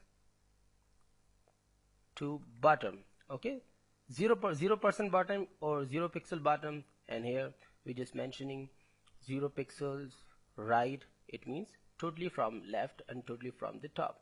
And here this thing can help us to increase its width, and this thing can help us to increase its height. So what do you want to change? For example, you just want to change the width. Obviously the first one is indenting feature from right and bottom, and the width is number third. So I'm just decreasing the width. I'm just putting 100, okay, in the place of width, and here I'm just going refreshing it. Okay, now you can see that the width has just minimized. Again come here, and now the height is this, and I just want to minimize the height. I'm just putting 100 and just refreshing this, and now I got lost the height as well. The other thing is, if you just want to indent it from right to the right from left, so I'm just putting 10 or 50. Okay, cool, 50. Just check it, refresh. Now it's indenting to the right, or I think I should mention here to right to bottom. Okay, cool, refresh this. Okay, now if you just want to indent it from the bottom, let's just put 20. Check it by refreshing. Now it's 20 pixels indented from the top to the bottom. So guys, I hope you understood about this fill rectangle function, actually fill rect, and the fill style. Obviously by help of fill style we can change any color, and these are actually just for getting and updating the context, these both variables. Here I'm just mentioning the new color here, for example orange. Say we can check it. Now this is orange, or any other color in hash coding or whatever you want. Okay, so guys, I hope you understood the basics of the canvas. We will learn some more things in next class. Goodbye, stay tuned. Welcome back everybody. In this class I'm just going to teach you some more things in the HTML canvas. So a good thing is you've already learned how to make a rectangle here in this way, and obviously we just created that. This is a simple rectangle. You can create any square, a rectangle, or any other thing like a rectangle by this simple way. Now I'm just creating another canvas as well. Here I'm just duplicating it, and sorry, not selection. Now here I am just typing canvas 2. Okay, this is another canvas. I'm just going to the browser and refreshing it, and this way I got another canvas. So the thing is that I'm just typing here that H1 or H2 is more good, because obviously I'm just using multiple times the headings. So these are the subheadings here. Drawing a rectangle, okay? You can give the height and width and the X and Y. What is X and Y? Actually axes are called X and Y, and the people who don't know about the X and Y can imagine right to bottom, okay? Means top and left. So left and top actually. Here I'm just mentioning other thing, H2 again, and this is what actually drawing a line. So here I'm just teaching you a new thing. I'm just drawing a simple line here in Canvas 2. So right now I don't need to actually create another script tag. I can create, but no problem, I can use the already created script tag as well. So here I'm just mentioning by comments. This is the way to insert comment in HTML. Oh sorry, not in HTML, actually in the JavaScript and jQuery. So here I'm just typing drawing a canvas, okay? So obviously this is the perfect thing, okay? So this is also the comment, and that is why it's just line just ignored by the browser. Here I'm just creating other coding, drawing a line, okay? Cool. Obviously we just have to get this canvas by its ID as well. So I'm just typing new var, and I'm just declaring a variable canvas 2. I'm just typing canvas 2 instead of canvas var 2 or something, because I don't need that. I can directly put its name, no problem. Document dot get element by ID. Let's just get canvas 2, okay? Canvas 2 is this is the second ID. Here after that create another variable, the canvas, or I think canvas ID2 is more good, and here I'm just mentioning canvas 2. That's more cool, okay? So canvas 2 is equals to canvas ID2, and I'm just adding the get context 2D to the canvas ID2 2D, and in this way we can use the canvas 2 directly. So canvas 2, okay, dot any effect which so there are some functions which I just want to use with the canvas here. First of all, I'm just clearing you the functions, okay? Then I will apply these things. Move to, so just mention the move to. This is first function. This is the another function, line 2. I'll guide you what are they, and then the last is stroke, okay? So the first function actually to mention the first point of line. Obviously every line has 2 points, so for mentioning the first point I just have to put the move to, and in the move to I just have to mention the line's first point, and in the line 2 we have to mention the ending point of the line, okay? The starting point in move to, the ending point in line 2, and in stroke we just have to mention the width of the line, and in this way actually we just created the line. So I hope you understood how to do this. I'm just using this canvas 2 dot with all these things. Obviously we are just applying these functions, line 2, move to, and stroke with the canvas 2, and after that we just have to mention 2 things, X and Y, okay? The same thing with the line 2, and not, but we will do some other thing in the stroke, by the way. Here what I'm typing, I just want this, the first point of the line. Just imagine the point, okay, not the line, okay? I just want the first point at the 0 from top, or from actually from left, and 0 from top, okay? Just remember these things. I just want the 0 and 0 from left and top, and the ending point, where I just want to create the ending point. Obviously I didn't mention the 0 again. It means I just didn't create anything. So I just want the ending point 100 from left and 100 from top. Okay, so automatically in this way, actually we just created the line, and it means between these 2 points a line will be created. So the second thing or the third thing is the stroke, but by default we don't need to mention anything in the stroke. We can mention the stroke after when we need it. So let's just refresh it, and in this way this is the drawing a line, and this is the line we just created. This is the first point and this is the last point or the ending point. Okay, and automatically I just set it the first point 0 from top. Obviously this is just attached with the top area, and 0 from left, so this is attached from the left area as well. The second point I just mentioned that 100 from the left, so it just get 100 pixels distance from the left, as you can see, and 100 pixels from the top, so it got the 100 pixels distance from the top as well. And between these points a line has been created. So guys, I hope you understood how to draw a simple line.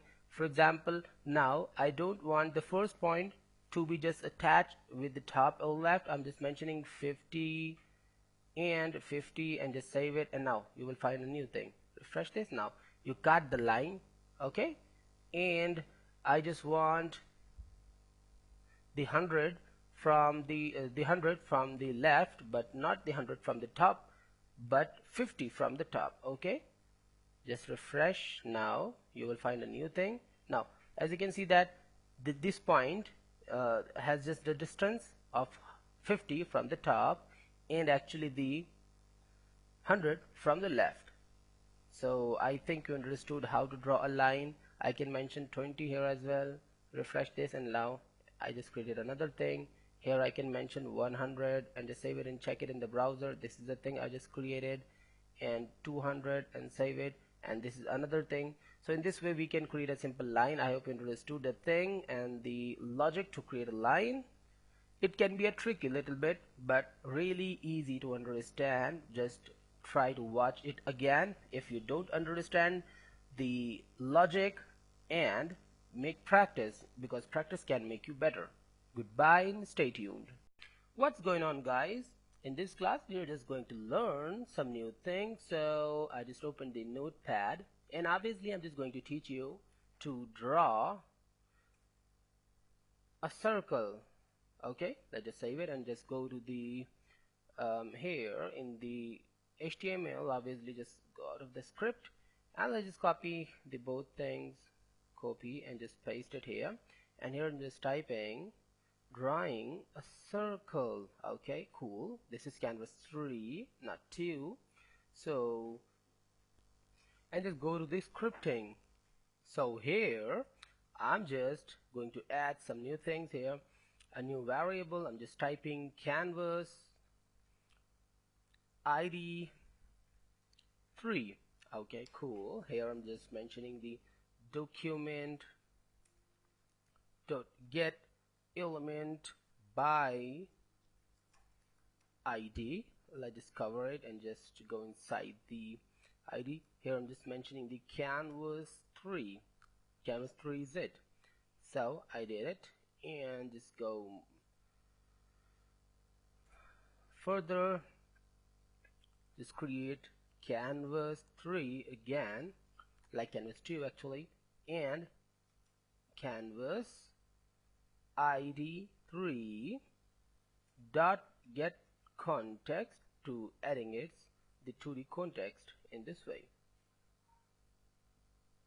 And then just go more. Now we have to make, or we have to add many functions here, like the begin, path,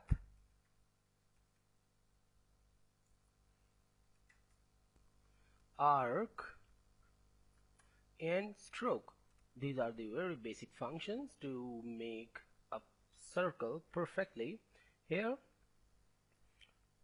I just have to add the canvas 3 dot, obviously what is the canvas 3?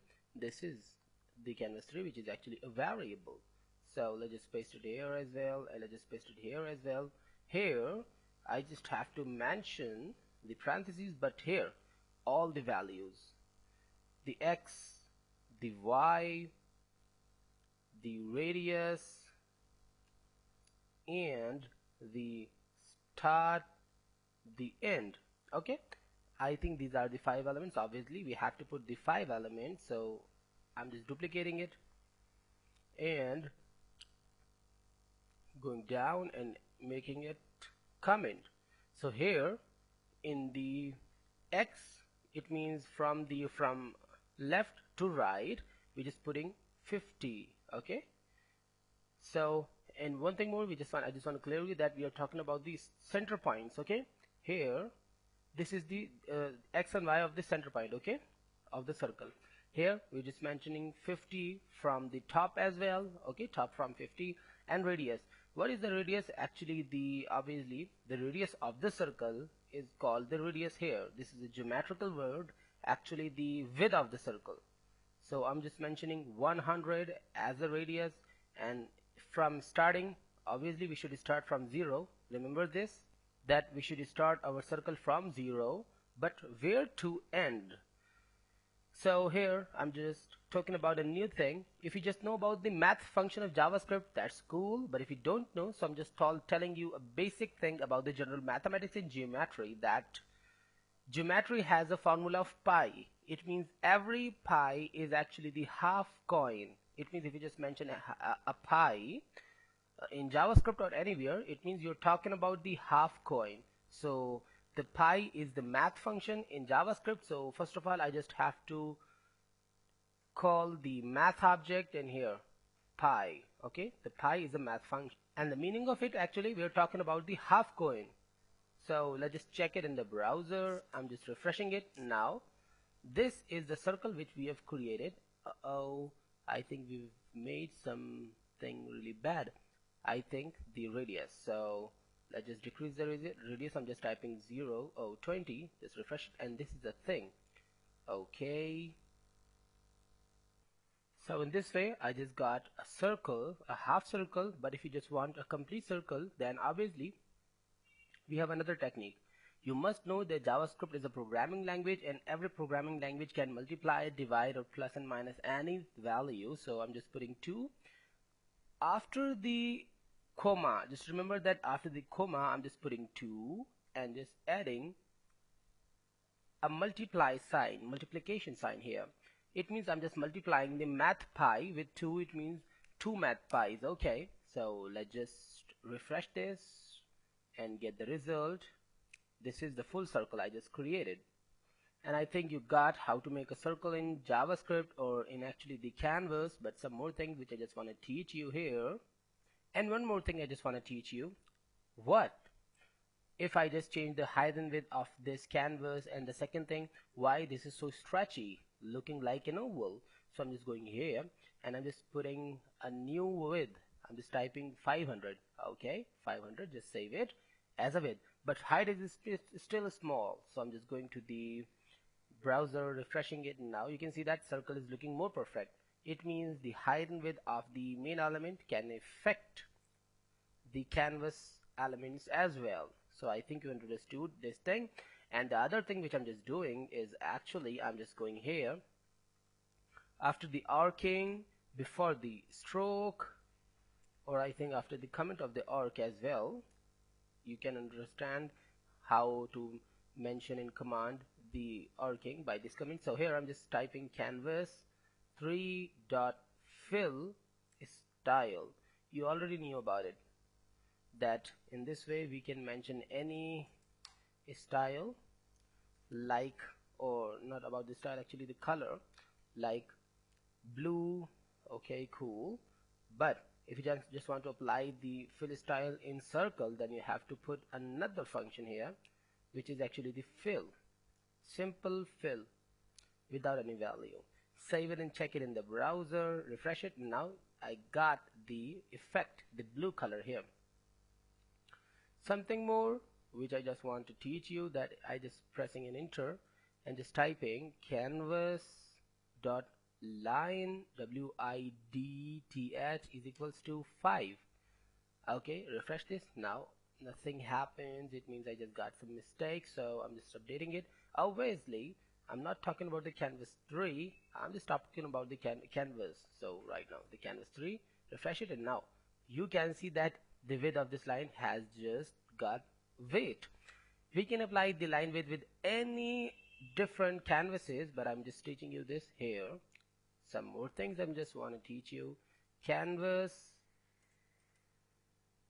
3 dot stroke fill. Okay, now I'm just talking about the fill, stroke fill. Okay, and here I'm just typing green.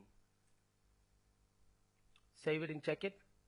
Something's wrong. I'm just going in the notepad, and I just mentioned fill style, so I should mention the stroke style as well. Style. Just save it and check it in the browser. Refresh it. Now I got the green as outline, so I think you understood how to draw a circle, which is really easy step. Refresh this and just change it to 100 and it to 100 as well, and refresh this, and in this way I got a circle in another place. So guys, I hope you understood how to work with this circle, and we'll learn some more things in next class. Goodbye, stay tuned.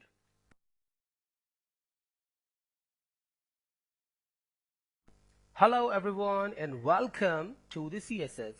This is the first class of CSS, and in this class I'm just going to teach you some things, some basic things, and introduction to the CSS. So guys, let's just start the tour. Intro to CSS3. Now CSS3 is the latest update and upgrade in CSS levels. Obviously there are the CSS 1, 2 levels already, but this is the CSS3 level, a new upgradation, a new techniques. By using CSS3 you still can easily use the old CSS elements as well. It means it has no problem for you. So there are a lot of more new modules has been added in CSS3, but we must know that CSS3 and HTML5 as well is still under development and will be completed after some time. So obviously they are just trying to add some more features in CSS3 and HTML5 to get us a more good thing, give us the more good thing actually. And the good thing is that most of its important and major elements can be implemented by all the major browsers. Now the thing is that CSS3 has some new text effects. CSS3 has transition effects. Obviously the meaning of transition is actually we just have to use the transition effects in the jQuery before the CSS3, like some kind of small animations. And obviously when we talk about the animation, so CSS3 has the animation effects as well, and many other things you will found in CSS. So we'll meet in next class where we'll start to learn CSS3 as well. So goodbye and stay tuned.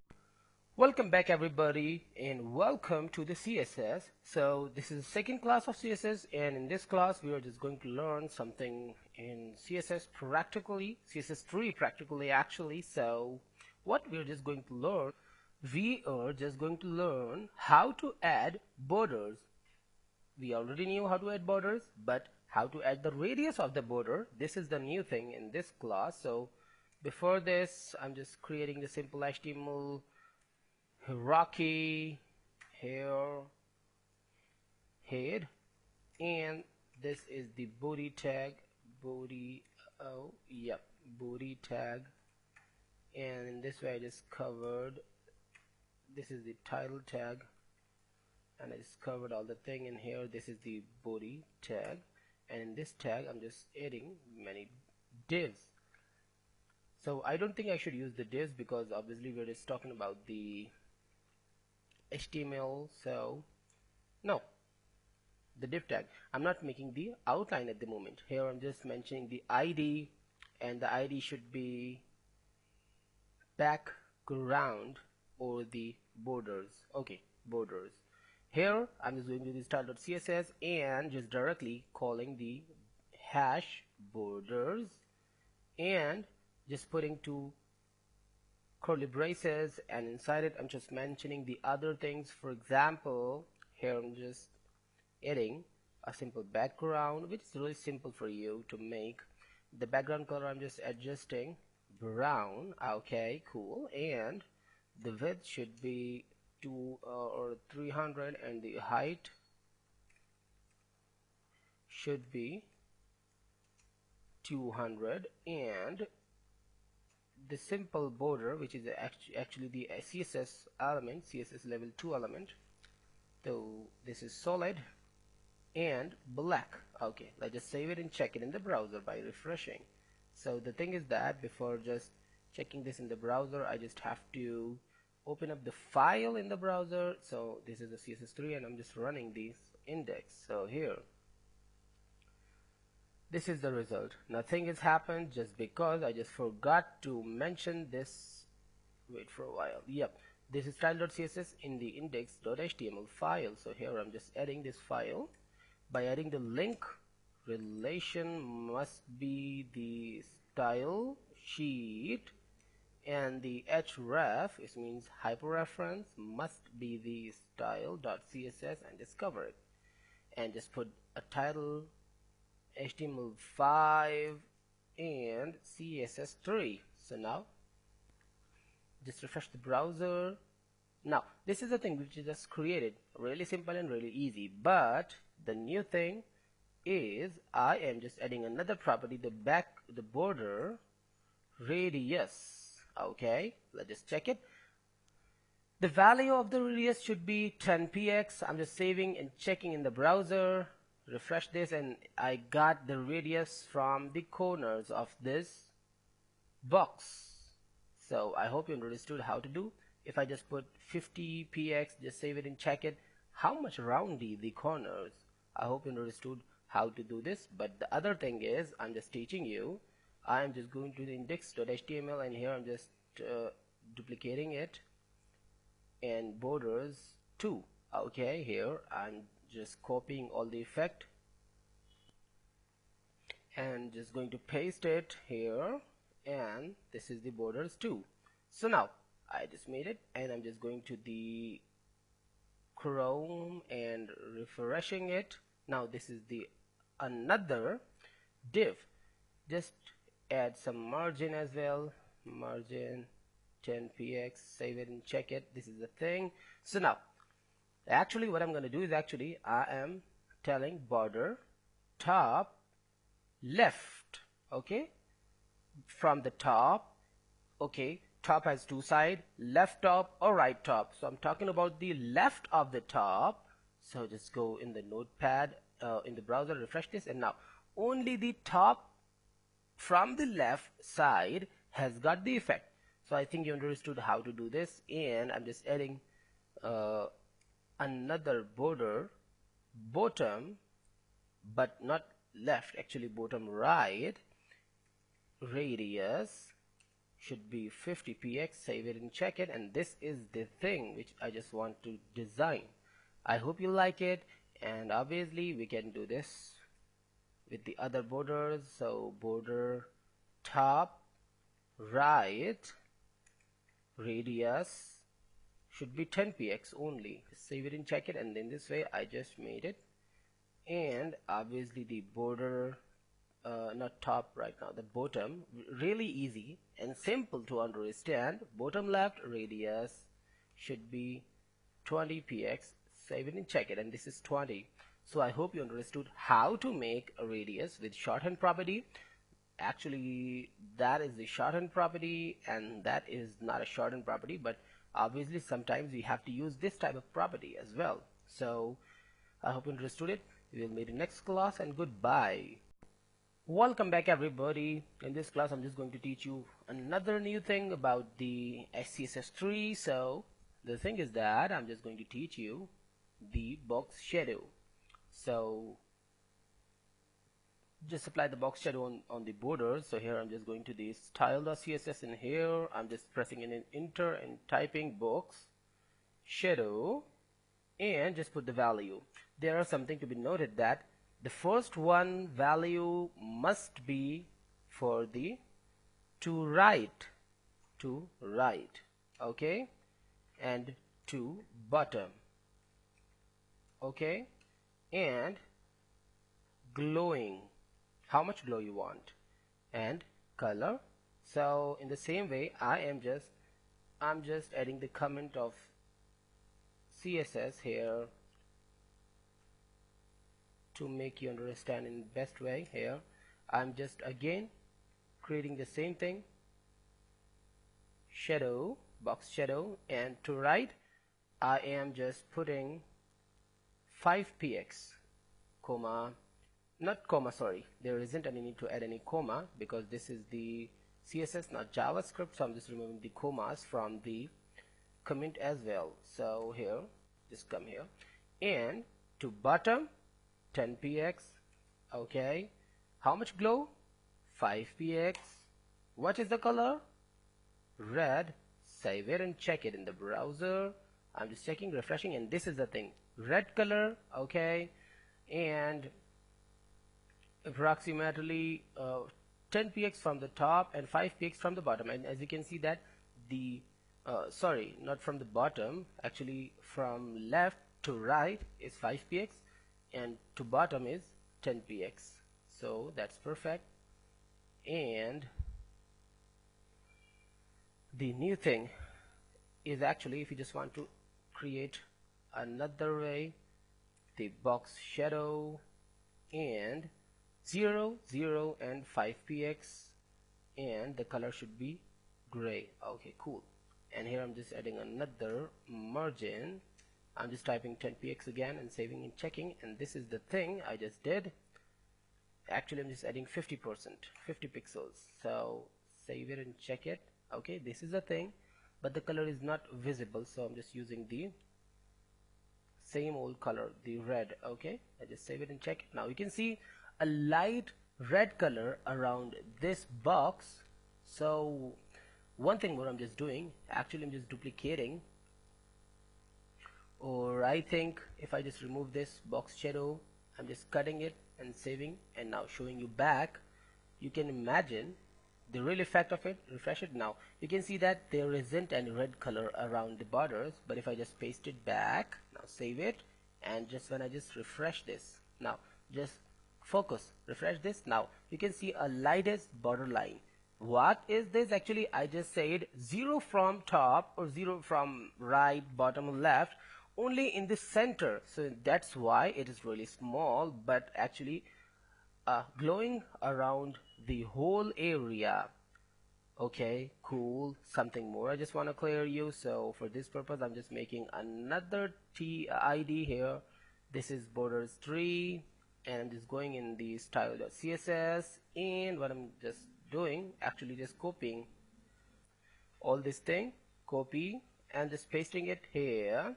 And what I'm just doing, actually I'm just deleting the background color, which is brown, from the border 3, not the border 2. Okay, so let's just update it to border 3 and just check it in the browser by refreshing. Okay, this is the new thing which I just created, but right now I'm just adding another keyword here, inset. What inset can do, actually by using the inset we can get the effect inside of the box. As you can see here, this effect is inside of the box, so this is really easy to do, and I hope you understood how to do this. We will learn some more things in next class. Stay tuned and goodbye. Hello and welcome back to this new class.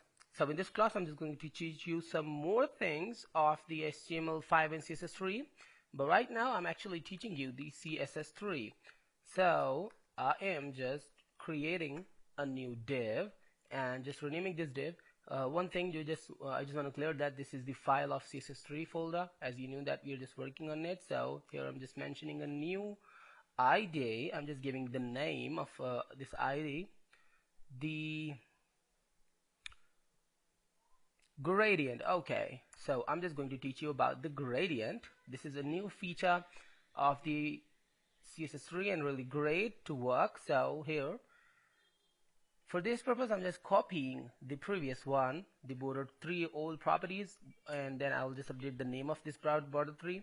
This is border 3 and this is border 3 again. I'm just removing the new one and updating with the gradient. Okay, perfect. Then obviously I actually don't need the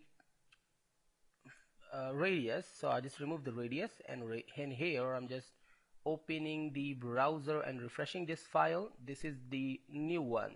Perfect. And I don't think that I need this box shadow as well, so I'm just removing the box shadow and refresh this, and now this is the simple black colored block.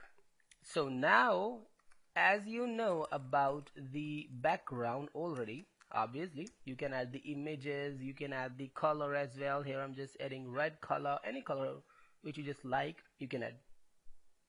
But this is perfect? No, this is the old one. So here I'm just teaching you how to add gradient color using CSS3 technique. There are some different kinds of gradients in CSS3 like linear, radial. So here I'm just teaching you about the linear gradient. So I just have to mention the property background. This is cool, but instead of the red color or any other color, I'm just typing linear. Okay, but not the simple linear. Add a hyphen and then just type gradient, linear gradient, and just put up two parentheses, and inside these parentheses just put the color names. For example, I'm just typing red and the other color should be blue. Okay, any color I can give, no problem. Let's just go to the browser and just click on refresh, and you will get, I think I just got some problems. AER, no, this is not a problem. There were some other things, and actually the problem is just a simple spelling mistake. Actually gradient is not A, it is E instead of the A. So let's just refresh it. Now again it's not working, so I'm just going back, and actually here again I got a problem. Now this is perfect, linear gradient. Let's just go to the browser and refresh this, and now I got the color. This is the thing which is called the linear gradient. I hope you understood. This is really easy, but if you just want to add one more color, so the thing is that where you just want to add the new color, before the red, after the red color, or after the blue color. For example, I'm just adding another color after blue, so I'm just typing green with separation by using the comma. Okay, it is really important. Just go to the browser again and just refresh this, and now you got the thing which I actually just want to teach you. This is the thing. So it's cool and perfect. So now let's just go to the notepad back, and you can put any of the colors which you want. For example, the comma for separation and gray color, and save it and just refresh this, and just got a new color in this way. So this is so simple and so easy to do. And in next class I will teach you some more things about the linear gradient. Obviously there are some more methods to do it. So we'll meet in next class. Stay tuned and goodbye. Welcome back everybody. In this class I'm just going to teach you some more interesting things of CSS3. So I'm just opening the notepad. Here obviously you just given the command of inserting multiple colors, but what if you just get all the effects in the horizontal way? This is a vertical way obviously. So for this purpose, from the starting, before the first ever color, before the first ever color, just type to space right, to right, and add a comma for separation, and just add any space. Okay, this is the thing to right which actually guiding these colors, these four colors, that where they should go. It means from the left color is red, and from the red they should go from to right. Okay, so let's just refresh. Now from the red and from the left to green and to right. This is the meaning of this command, to right. But now if you just want this effect, all the effects and all the colors in a zigzag way, a diagonal way, so let's just type to bottom right, press in space, then type bottom and just press space again and right. From top, the meaning of bottom is to bottom is actually from top, and to bottom and to right obviously. These are two commands. Let's just refresh it, and now I think that is not working. Okay, to bottom there should be double T, so let's just refresh it back, and now I got the command, the diagonal command actually, from the top left to bottom right. This is really clear and really easy command to do, but there are some more things you must know about the linear gradient. So for this purpose I'm just making some other gradient effects, so I'm just copying this gradient. And why I'm just copying, actually I just don't like to make the width and height and margin back and back again and again, so I'm just copying it and I'm just typing here gradient 1, and obviously in the index.html I'm doing the same, duplicate it. This should be gradient 2, not the 1. So let's save it back and just go to the style of CSS and just gradient 2. So now I'm just refreshing it, and now I got another. Oh, I'm not getting it, means I just made some mistakes. So I'm just going back to the notepad. This is the gradient 2 and here is the gradient 2, obviously. This is the problem. Okay, perfect. And one thing more, I'm just thinking that I should update this as well because of the spelling mistake. So these are the gradients, not gradients. So here as well, gradient, and this should be gradient as well. Let's just save it and check it in the browser by refreshing it. Now I got another box with the gradient effect. So in the gradient 2, what I'm just gonna do is actually just removing all these commands and colors, obviously. Instead of this command to bottom right, I'm just removing the command and just typing here 100 and DEG. Actually it means the 100 degree. Okay, so I'm just reshaping this in 100 degree, and now as you can see that this is the 100 degree, and if I just put the 150, then you can imagine that it is a little bit more diagonal. And in the same way we can do everything at all, for example 270 degree, and just save it and check it, refresh, and now this is actually a totally opposite in style. So I hope you understood how to make a design with multiple colors and with the multiple, actually not the design, the gradient effect, but one thing more I just want to clear you that if you just want this effect in a beautiful way, actually I'm not teaching you or guiding you, I'm just making another beautiful effect here. I just mentioned the red and now I'm just typing orange. Okay, this is a perfect combination for making an effect. Now let's have a look at this. I think it's nice. We can do a lot of things. For example, if I just mention the black, okay, so these are, I'm just talking about the color combinations, so you can do your color combination according to your need.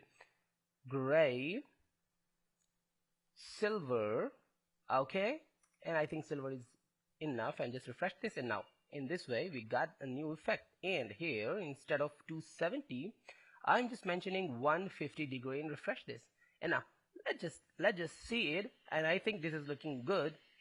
So I hope you understood. We actually don't need to we don't need to use the Photoshop for these things. We can do all the things in the simple CSS tree, and I hope you understood all the class. Let me leave. We will meet in Can. Goodbye.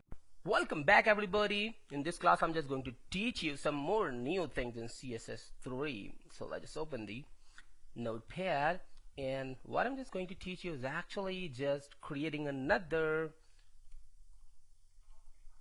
gradient effect here. I'm just pasting it and just typing the gradient 3. So here is a 3 I just mentioned, and here I'm just going to the index.html and just duplicating the gradient 2, and it should be the gradient 3. Let's just save it and go to the browser and just refresh this. Now I got another effect of gradient, linear gradient, but right now I'm not in a mood to just teach you the same thing, the gradient, the linear gradient, but obviously I'm just going to teach you the gradient effects but not the linear.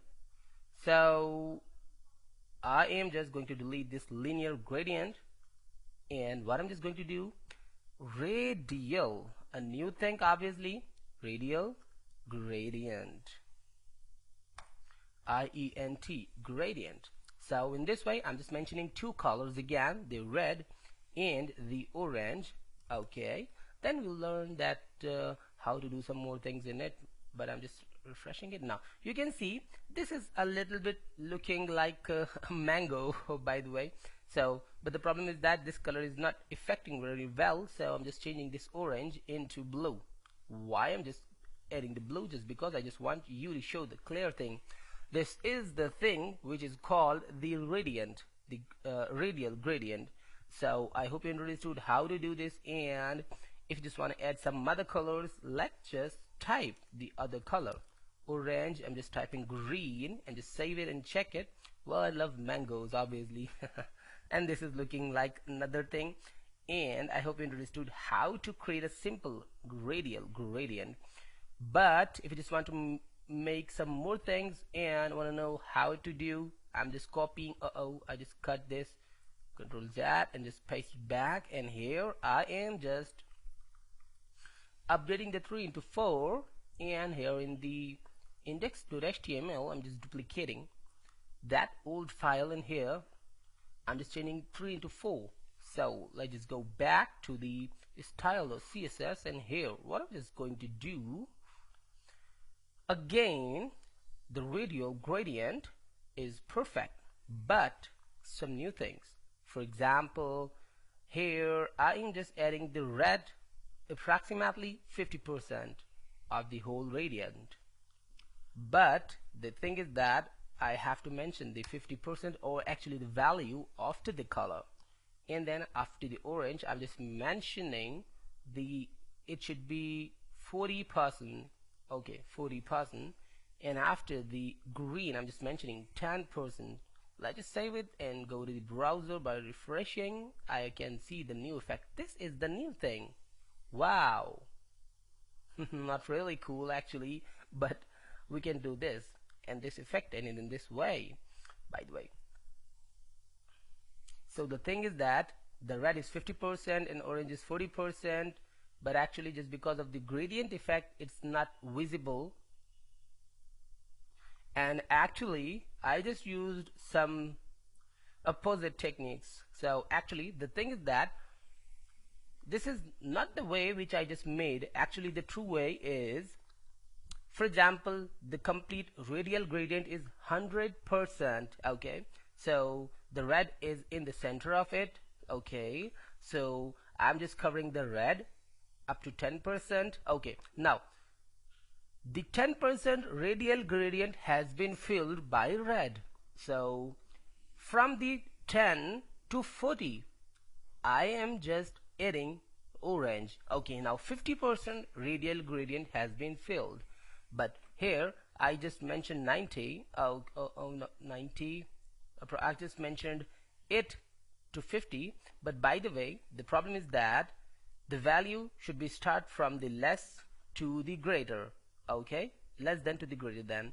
So here the 40%, the 50% radial gradient covered by red and orange, and another one is just 50%. So if we just plus all the values it will be 100, but the problem is that I just have to mention the 100 directly because the 50% area of radial gradient has been covered by red and orange, and the other 50% is covered by green. But from the 50 to 100 is actually called the 50% of radial gradient. This is the thing which we was just mistaking. So I'm just refreshing this, and now you can see the new thing, and I hope you understood how to do this.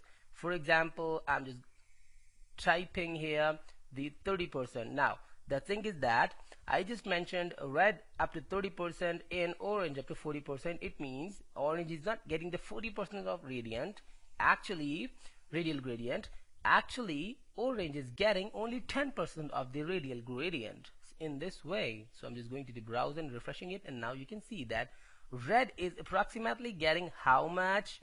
It is getting the 30%. Okay, and orange is just getting 10%, and green is getting the other 50%. So now I hope you understood. And obviously I can't overlap the value, for example 50% and it 30%. If I just use the 50%, then I must have to use the more value than 50% here. So I hope you got all the strategy and the condition to make a radial gradient with percentages as well. So we will meet in next class with some other classes and other techniques. So let me leave and goodbye. Stay tuned. Welcome back all of my friends and my students. In this class I'm really happy to announce you that you've learned all the effects of gradients, and I'm just going to teach you some new things. Actually we just entered in the text. So right now I'm just creating another file here. I'm just thinking that it's really cool, or I think the old one is good, no problem. So here just create another div, and what actually I'm just doing before this div, I'm just creating an h2 tag. What this h2 tag can do, just can guide us that where we are. Text, okay, the text, cool. Now here I'm just talking about the text shadow. If you remember how to add the shadow to the box, so here some other techniques same like the box shadow techniques, but right now I'm just teaching you how to add shadow with the box. So text shadow, perfect, and here I'm just adding the techniques. Actually first of all just add the color. I'm just putting red, okay, cool. I'm just going to the index.html here and just typing the text has got shadow. Any of the text you can type, no problem here. Just refresh it and now I can see the text has got shadow. Cool. Here in this style.css I'm just adding the font size, which is a really common property of CSS, simple CSS. Here I'm just typing 20px, save it and go to the browser back and just refresh it. Now it has got a new thing. The text has got shadow with a little bit more in size. So right now I'm just adding the text shadow property. So I'm just putting 2px, 2px, 2px. Okay, what are they? I'll guide you. Here I'm just mentioning the color gray. Cool. Save it and go to the browser and just refresh it. Now you can see a beautiful shadow at the back of the text. How to do this? I'm just going to the notepad to teach you. Actually this is the value for to right from left, okay? This is the value to bottom from top, and this is actually the value which can grow up and glow, the shadow. And this is obviously the shadow color. Really simple and really cool effects. Just refresh this and this is the effect.